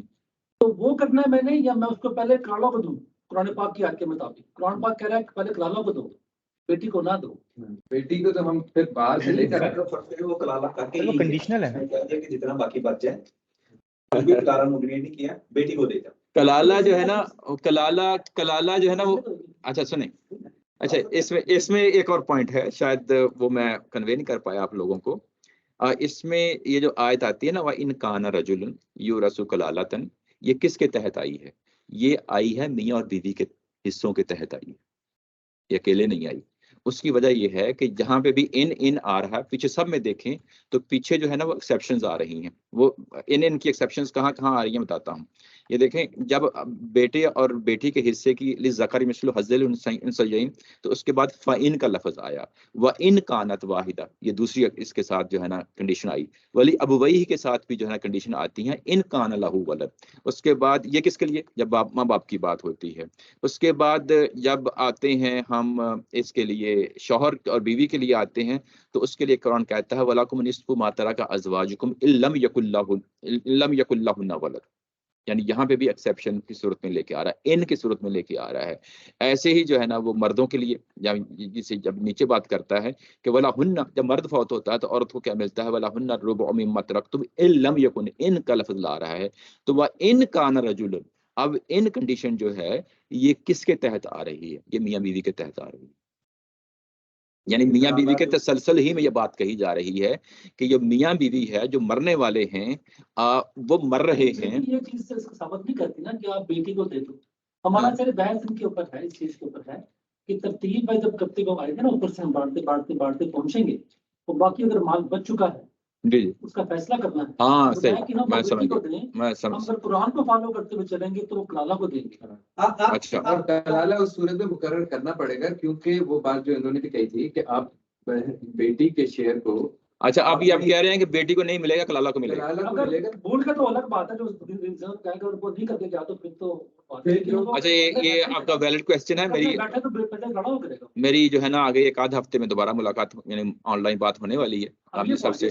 जो पॉइंट ये मैं रेज करूंगा कि हमारी जो है डिस्कशन में ये चीज सामने आई थी कि ये जो बेटी को हिस्सा दे अब दिलवा रहे हैं, तो वो बेसिकली वो कलाला को जो है ना वो ज़हरा के आगे उसको मिलना चाहिए। जो है ना मैंने रिसर्च की थी, जो तकसीम विरासत के नाम से जो गानी साहब का अलग से आर्टिकल वो है, उसमें एक पॉइंट में उन्होंने ये बात लिख दी है, सही, उसका क्लू दिया है। मैं उसको भी देख लूंगा दोबारा। तो इसी वजह से मैंने जो कैलकुलेटर बनाया था उसमें मैं यही कर रहा हूँ कि जो बच जाता है वो करा देते हैं। अच्छा आया, अब इसके बाद सिर्फ मैं 5 मिनट लूंगा, आपसे ज्यादा टाइम नहीं लूंगा। ये ऑनलाइन जो कैलकुलेटर है उसको एक दफा देख लेते हैं ताकि ये टॉपिक जो ना हमारा कंप्लीट हो जाए। उसके बाद अगली दफा जो है ना हम सिर्फ एग्जांपल्स देखें और चीज़ों को आगे बढ़ाएं। ये सिर्फ 5 मिनट लूंगा, ज्यादा नहीं। ये आज गामती के नाम पे जो है ना जो साइट, नहीं मैं आपकी कन्फ्यूजन दूर करूंगा। खान साहब हम बैठते किस लिए यहाँ पे, अच्छा यहाँ पे आके देखें तो सॉरी ये ब्राउजर जो है ना ये जो आते हैं ना इनको याद करें, सही में इस तरह कोई हाल नहीं मैं सही कह रहा हूं। और उसके बाद 10 दफा पढ़े, इनको जबानी याद करें, जबानी भी नहीं, जुबानी। अच्छा वरना ये मतलब मुश्किल हो जाता है, मेरे लिए बड़ा मुश्किल था। ये देखें, ये आपके सामने कैलकुलेटर मैं शेयर कर रहा हूँ। ये अभी रिसेंटली जो है ना बनाया गया है। तो ये 1200 फर्ज किया कि अमाउंट है जो तकसीम होनी है। अगर यहाँ पे आपने कोई डेट है आपका तो यहाँ पे डाल दें, फर्ज किया कि ये $10 है। और अगर कोई आपने वेल में वसीयत डाली है तो ये डाल दें। ताहिर साहब 1 मिनट, ये इसमें डाल दें। उसके बाद आप नीचे आते हैं तो यहाँ आप अपने रिश्तेदारों को बयान कर दें। ये फादर है, मदर है, स्पाउस है, सन है, डॉटर है, ब्रदर है, सिस्टर है, जो भी आपके यहाँ पे हैं डाल दें। कतई नज़र चीज़ के जो है ना वो बेटियां बेटे हैं और बहन भाई हैं, सब डाल दें। अगर बेटियां बेटे होंगे तो ये इस कैलकुलेटर इसको कंसीडर नहीं करेगा। और फर्ज किया कि यहाँ पे डालते हैं ना, इसमें बाप डाल दें, माँ डाल दें और एक बेटी डाल दें, ये डाल दिया और उसके बाद एक बेटी जो है वो डाल दी। ये कैलकुलेटर ये कहता है कि अब यहाँ पे सपोज ये मैं 10 नहीं करता ताकि ये फिगर जो है ना सिंपल रहे। तो अगर आप यहाँ देखें तो $1200 हैं। ये बाप को जो है ना वो छठा हिस्सा दे रहा है यहाँ पे, क्योंकि बेटी है $200 दिए, माँ को भी 200 दिए, औलाद है इसलिए। उसके बाद डॉटर को 400 दिए और 400 देने के बाद कहता है कि डिस्ट्रीब्यूटेड जो अमाउंट है वो 800 डिस्ट्रीब्यूट हो गई है। दूसरी साइड पे देखें तो 66% जो है ना ये डिस्ट्रीब्यूट हो गई है, 400 जो है ना बाकी रह गया है। अब आपने कैसे करना है, ये जो साइड है ये नॉमिनेशन की साइड है। जब नॉमिनेशन में आते हैं तो यहाँ पे आप वापस डॉटर को दे सकते हैं। जब वापस देंगे तो ये $400। अच्छा ये हो गया, ठीक है। उसके बाद मैं ये सवाल रेज कर दूंगा, मैं वैलिड क्वेश्चन है, मैं इसको क्या ऑप्शन है इसके अंदर? डॉटर कलाला और क्विंटस। क्विंटस क्या होता है? क्विंटस कोई भी दूर पार का तो आपके जानने वाला। अच्छा ठीक है। अच्छा आप ये जो बच्ची का हिस्सा है उसको वापस दे सकते हैं। उसके बाद दूसरा जो है कलाला रिलेटिव्स को भी दे सकते हैं। जब कलाला देंगे तो आपको बताना पड़ेगा कि ये भाई कितने और बहनें कितने हैं। सपोज यहाँ पे 2 बहनें हैं कलाला की, और ये जो है ना ये आपके बाद उसके बाद 100% तकसीम हो जाएगा। ये साइड सिर्फ वही है कि अगर आप वारिस बना के जी वारिस बना के गए हूँ। अच्छा उसके बाद एक्वेंटेंस को अगर आपने देना है तो वो पूरा का पूरा जो है ना 400 हो जाएगा। ये वो चीज़ है। यानी ये कैलकुलेटर अपनी कैलकुलेशन के लिहाज से बड़ा सिंपल सा है। कोई इसमें कोई पेचीदगी नहीं है। ज़ाहिर कंसेप्चुअल चीज़ें हैं तो वो हम समझने की कोशिश कर रहे हैं। समझने की कोशिश कर रहे हैं तो इंशाल्लाह बाकी जो हिस्सा है वो अगली दफ़ा हम इसको चलाएंगे। ये मेरा ख्याल आज 5वां सेशन था। ये हाँ, ये चीज़ जो आपने बनाई थी मुझे मेरे साथ भी शेयर कर दीजिएगा, तो उसको देख लेंगे। इसी के साथ आज का ये हम सेशन ख़त्म करते हैं। वाखिर दावाना अल्हम्दुलिल्लाहि रब्बिल आलमीन। इंशाअल्लाह अगली दफ़ा फिर हाजिर होंगे और फिर यहीं से बात जो है ना जारी सारी रखेंगे। आज आप लोगों का काफ़ी टाइम ले लिया है। मेरा ख्याल है अगला सेशन जो है ना आखिरी सेशन होगा और बकिया जो सवालात हैं उसमें देख लेंगे। इस दौरान मैं कोशिश करता हूँ रामजी साहब से रब्ता हो मेरा, तो मैं बात कर लूँगा और आपका जो सवाल है ज़ाहिर वैलिड है, तो इसको भी ज़ेर बहस जो है ना वो ले आएंगे। तो आधा जवाब सवाल के अंदर होता है। जी अगर सवाल आप तो अच्छी तरीके से फ्रेज कर लें तो उसके अंदर वो पूरा हो जाता है। तो चलें जी, आज का ये सेशन हम ख़त्म करते हैं।